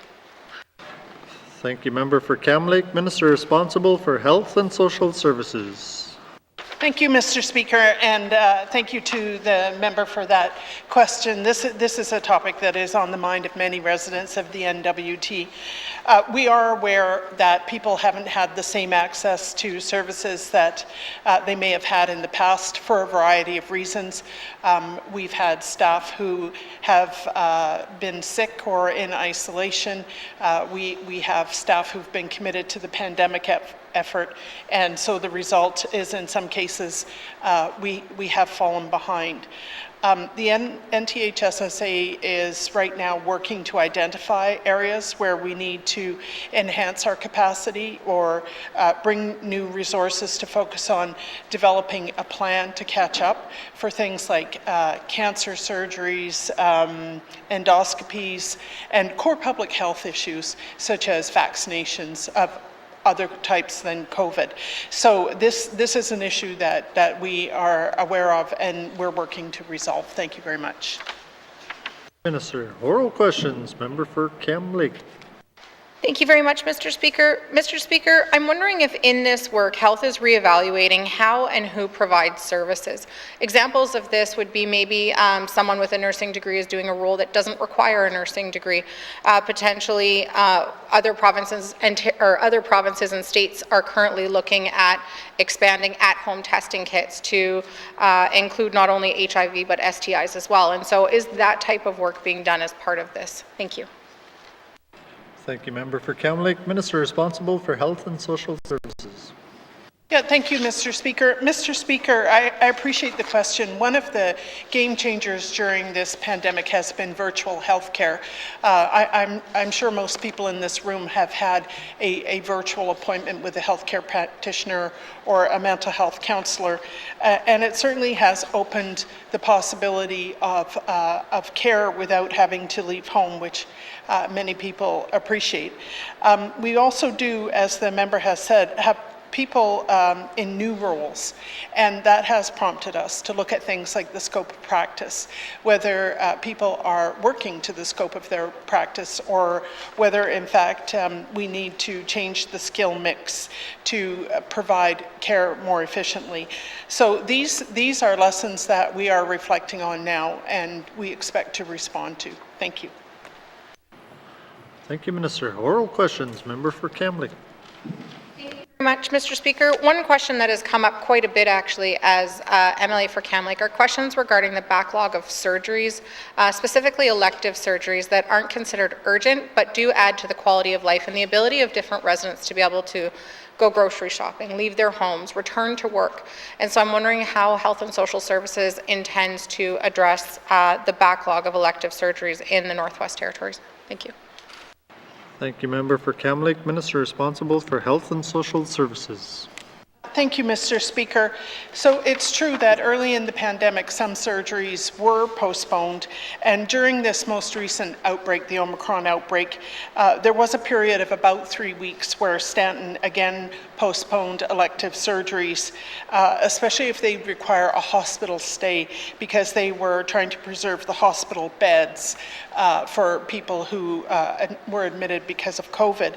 But these surgeries have since resumed, and following this most recent outbreak, there's a triage of the elective surgery list going on with prioritization and scheduling happening as soon as possible. So I expect that that residents who are waiting for elective surgeries will hear from healthcare professionals as soon as possible about when they can expect their procedure to happen. Thank you. Thank you, Minister. Final supplementary. Member for Kamloops. Very much, Mr. Speaker, and thank you to the Minister for that. I think that there are residents who will be very happy to hear that. My last question for the Minister is in regards to cost. Cost of COVID has been quite extreme everywhere, not just in the Northwest Territories. And I think when we first began this, we were counting down the days until we could wipe COVID costs clear off the books. But the reality of it is that there still will be a cost to managing and dealing with COVID because people are still expected to do the work that goes with that. And so I'm wondering if the Minister has a dollar figure to what the expected cost increase to the N.W.T healthcare system will be to maintain COVID health requirements and services here in the Territory. Thank you. Thank you, Member for Kamloops. Minister responsible for Health and Social Services. Yeah, thank you, Mr. Speaker. Mr. Speaker, I appreciate the question, but at this time, I don't have a specific dollar figure. What we're trying to work out is what kind of increase in our public health capacity we need to continue doing testing, contact tracing, vaccinations, and managing outbreaks. And so it's so difficult to tell exactly what kind of resources we're going to need for that. And here's why. Since the Omicron variant, we've had 6,000 cases in the N.W.T, 3 times as many as we had prior to the beginning of Omicron. So the amount of staff that has been involved in responding to that outbreak has been enormous, and many of the staff themselves have been affected by this outbreak.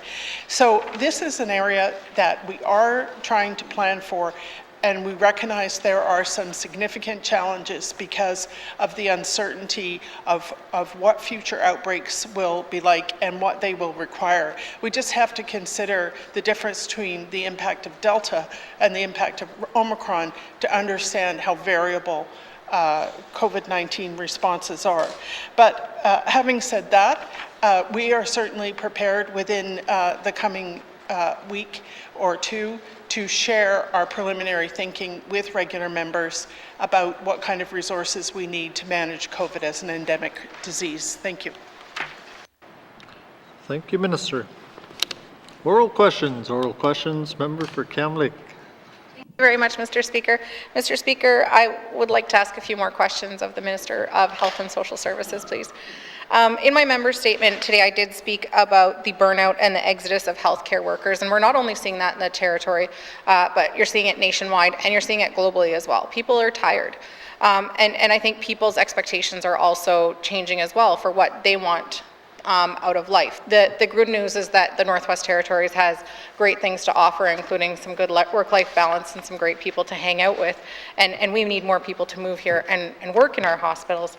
And so I'm wondering if I can ask the Minister of Health and Social Services how Stanton is planning for the loss of potentially additional healthcare staff and what they're doing to attract new healthcare professionals. Before we left in December, we had a large conversation in this House about the OBS ward. And as we stand here today, the OBS ward has not yet returned to full capacity, and so having a conversation about healthcare workers in the territory, I think, is a very important one. Thank you. Thank you, member for Kamloops. Minister responsible for Health and Social Services. Yeah, thank you, Mr. Speaker. Mr. Speaker, this is obviously a crucial area. We don't have healthcare if we don't have human health resources. So because of the large vacancy rate in our health workforce, and because of our mandate commitment to increase the size of the resident healthcare workforce, we've developed a 3-year health and social services system human resources plan, which will be made public in April. Some of the work is already underway that is laid out in that plan, including exploring financial incentives, improved access to training, ongoing outreach to understand the issues impacting retention of nurses and other health professionals, and strengthening approaches to recruitment. The fact is that staffing at Stanton always fluctuates, and the good news is that as of December 21st, the vacancy rate had gone down by 4.2% compared to June of 2021. That doesn't solve all of our problems, but we're going in the right direction. Thank you. Thank you, Minister. Oral questions, member for Kamloops. Thank you very much, Mr. Speaker. And I appreciate that, and I look forward to seeing that plan when it's shared with regular members. I think it's one that not only members, but a lot of people from one end of the territory to the other are looking forward to seeing. Currently, Stanton is very reliant on agency nurses, and I know that this is common right across Canada, and I'm wondering if the Minister can speak to whether or not this plan incorporates agency nurses as a key component and long-term plan for continuing to maintain staffing levels at Stanton, or what the future of agency nursing is in the territory. Thank you. Thank you, member for Kamloops. Minister responsible for Health and Social Services. Yeah, thank you, Mr. Speaker. I appreciate the question. The fact is that we need to continue to provide health resources in whatever way we can, whether that's hiring locums or agency nurses, or best of all, having people become our resident indeterminate staff. So we've worked particularly on hiring local indeterminate staff. I'm pleased to tell the member that all 11 nursing graduates from Aurora College in 2021 were hired into indeterminate positions. The Indigenous Gateway program has provided us with 10 new hires. The Health and Social Services Summer Student Program has provided us with 81 summer students last summer. So we are doing our best to hire the people who are trained and available locally, And we're also very interested in helping people upgrade their skills. If that's what they are interested in doing, we have funds available for that. But as I say, the bottom line here is that in order to keep our healthcare system going, we hire locums. We've always hired locums. We just recently started hiring agency nurses, and they are probably part of our future. But our preference is, of course, to first of all retain the staff we have, and in the event of vacancies, then to hire local staff wherever possible. Thank you. Thank you, Minister. Oral questions. Member for Kamloops. Thank you very much, Mr. Speaker. I was furiously writing as the Minister was speaking, and I have about 25 more questions. But I'll start with one. Mr. Speaker, does Aurora College, excuse me, do graduates of Aurora College currently have a guarantee with the N.W.T that following graduation of a nursing program that they can secure employment with the government of the Northwest Territories? I know that right now it is hopefully a given, but is that a guarantee that is afforded to students who complete the program? Thank you.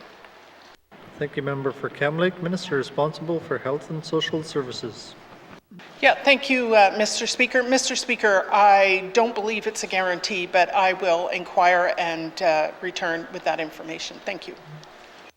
Thank you, Minister. Final supplementary. Member for Kamloops. Thank you very much, Mr. Speaker. Another thing that the Minister alluded to were funds for education.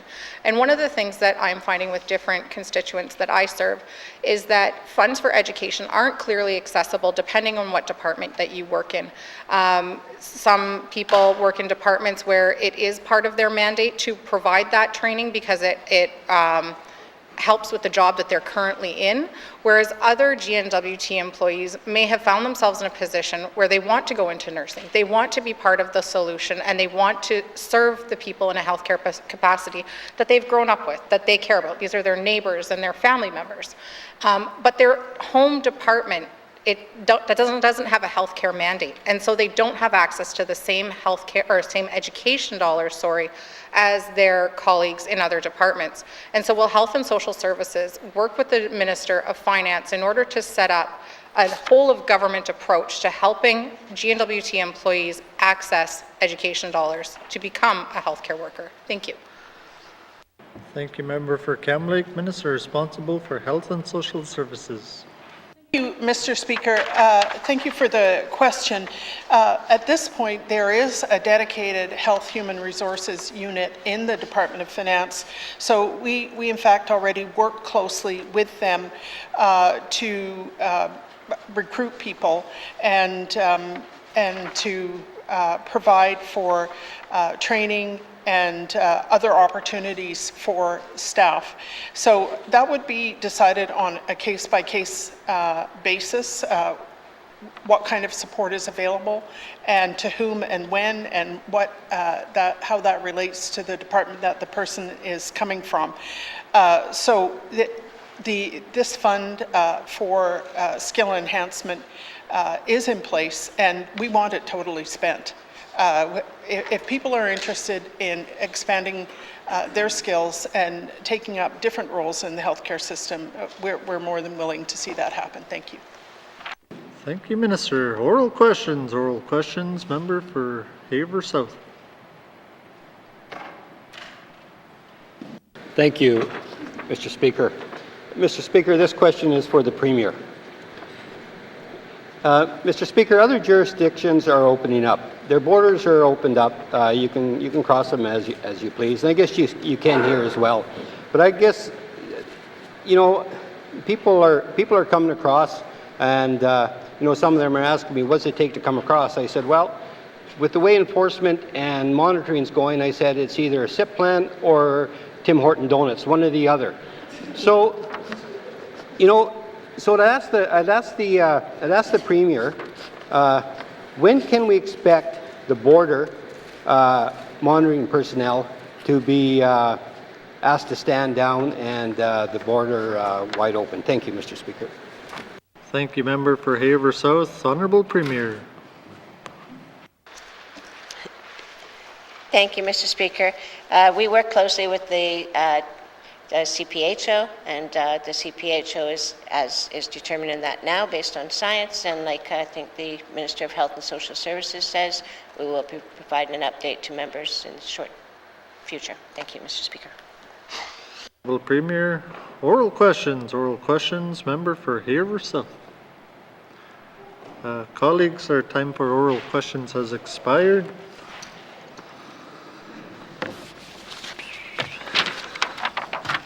Written questions, Mr. Clerk. Nope, sorry. Returns to written questions, Mr. Clerk. Mr. Speaker, I have a return to written question 31-19-2 asked by the member for Frame Lake on December 2nd, 2021 to the Minister of Infrastructure regarding access to energy efficiency retrofit programs. Mr. Speaker, I have a return to written question 32-19 asked by the member for Frame Lake on December 7th, 2021 to the Minister of Industry, Tourism and Investment regarding MAP staking versus claim staking for mineral rights. Finally, Mr. Speaker, I have returned to written question 33-19-2 asked by the member for Mofui on December 9th, 2021 to the Minister of Education, Culture and Employment regarding community-based post-secondary education programs. Thank you, Mr. Speaker. Thank you, Mr. Clerk. Returns to written questions, Replies to Commissioner's address, Petitions, Reports of committees on the review of bills, member for Kamlik.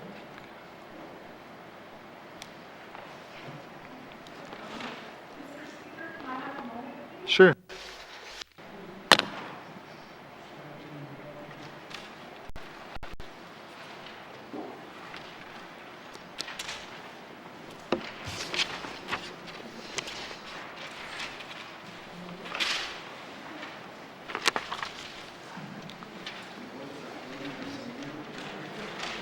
Bill 30.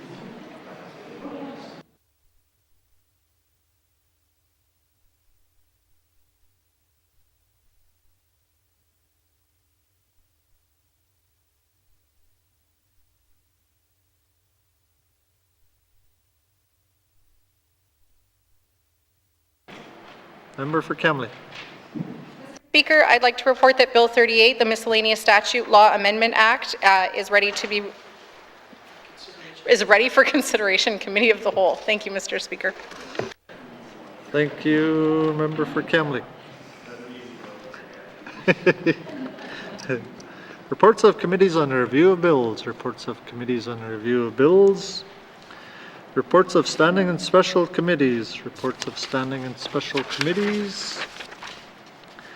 Tabling of documents, Minister responsible for Health and Social Services. Thank you, Mr. Speaker. Mr. Speaker, I wish to table the following two documents. Follow-up letter to oral question 791-19(2), obstetrics care, and follow-up letter to oral question 849-19(2), healthcare wait times. Thank you, Mr. Speaker. Thank you, Minister. Tabling of documents, Minister responsible for infrastructure. Thank you, Mr. Speaker. Mr. Speaker, I wish to table the following two documents. Follow-up letter to oral questions 812-19(2) and oral questions 835-19(2), cost of fuel in N.W.T region and marine transportation services to N.W.T, and follow-up letter to oral questions 871-19(2), cold weather testing. Thank you, Mr. Speaker. Oral questions, Minister responsible for Environment and Natural Resources. Thank you, Mr. Speaker. Mr. Speaker, I wish to table the following document, a follow-up letter to oral question 798-19(2), land ownership issues in small communities. Thank you, Mr. Speaker. Thank you, Minister. Tabling of documents, Minister responsible for Justice. Mr. Speaker, I wish to table the following two documents, follow-up letter to oral question 822-19(2), Territorial Policing Services Agreement, and follow-up letter to oral question 853-19(2), Immigration Strategy. Thank you, Mr. Speaker. Thank you, Minister. Tabling of documents. Tabling of documents. Honorable Premier.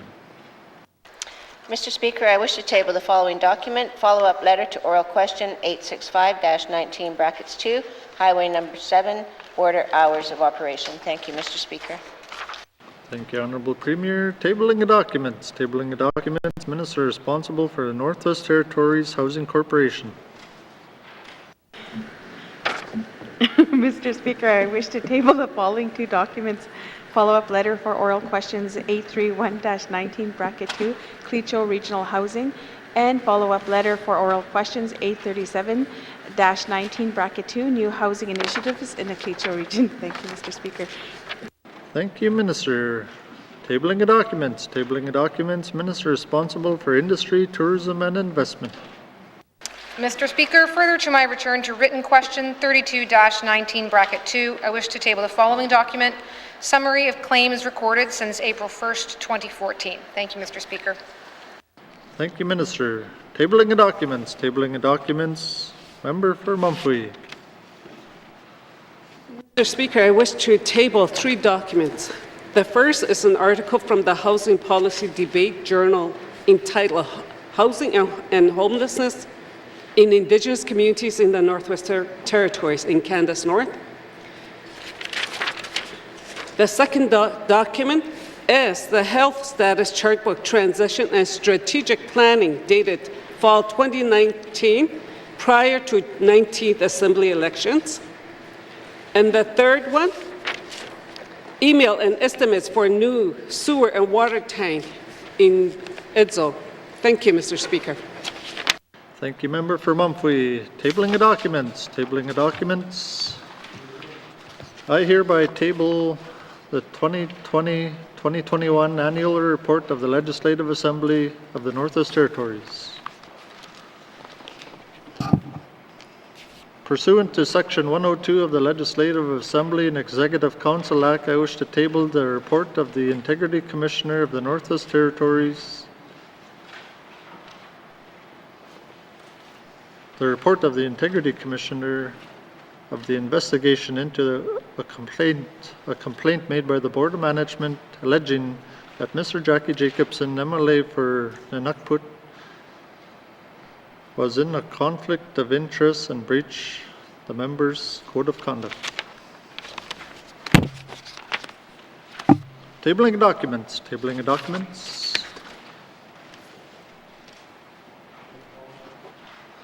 Notices of motion. Notices of motion. Motions. Motions.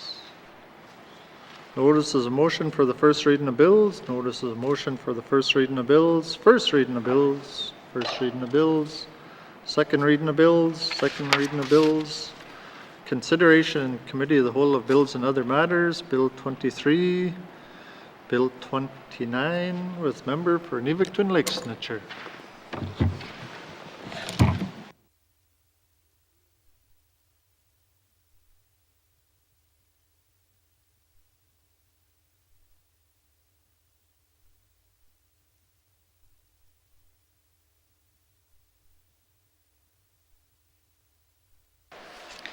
I now call Committee of the Whole to order. What is the wish of committee? Mr. O'Reilly.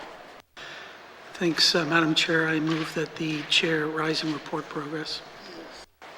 Thank you. There's a motion on the floor to rise and report progress. Does committee agree? Thank you.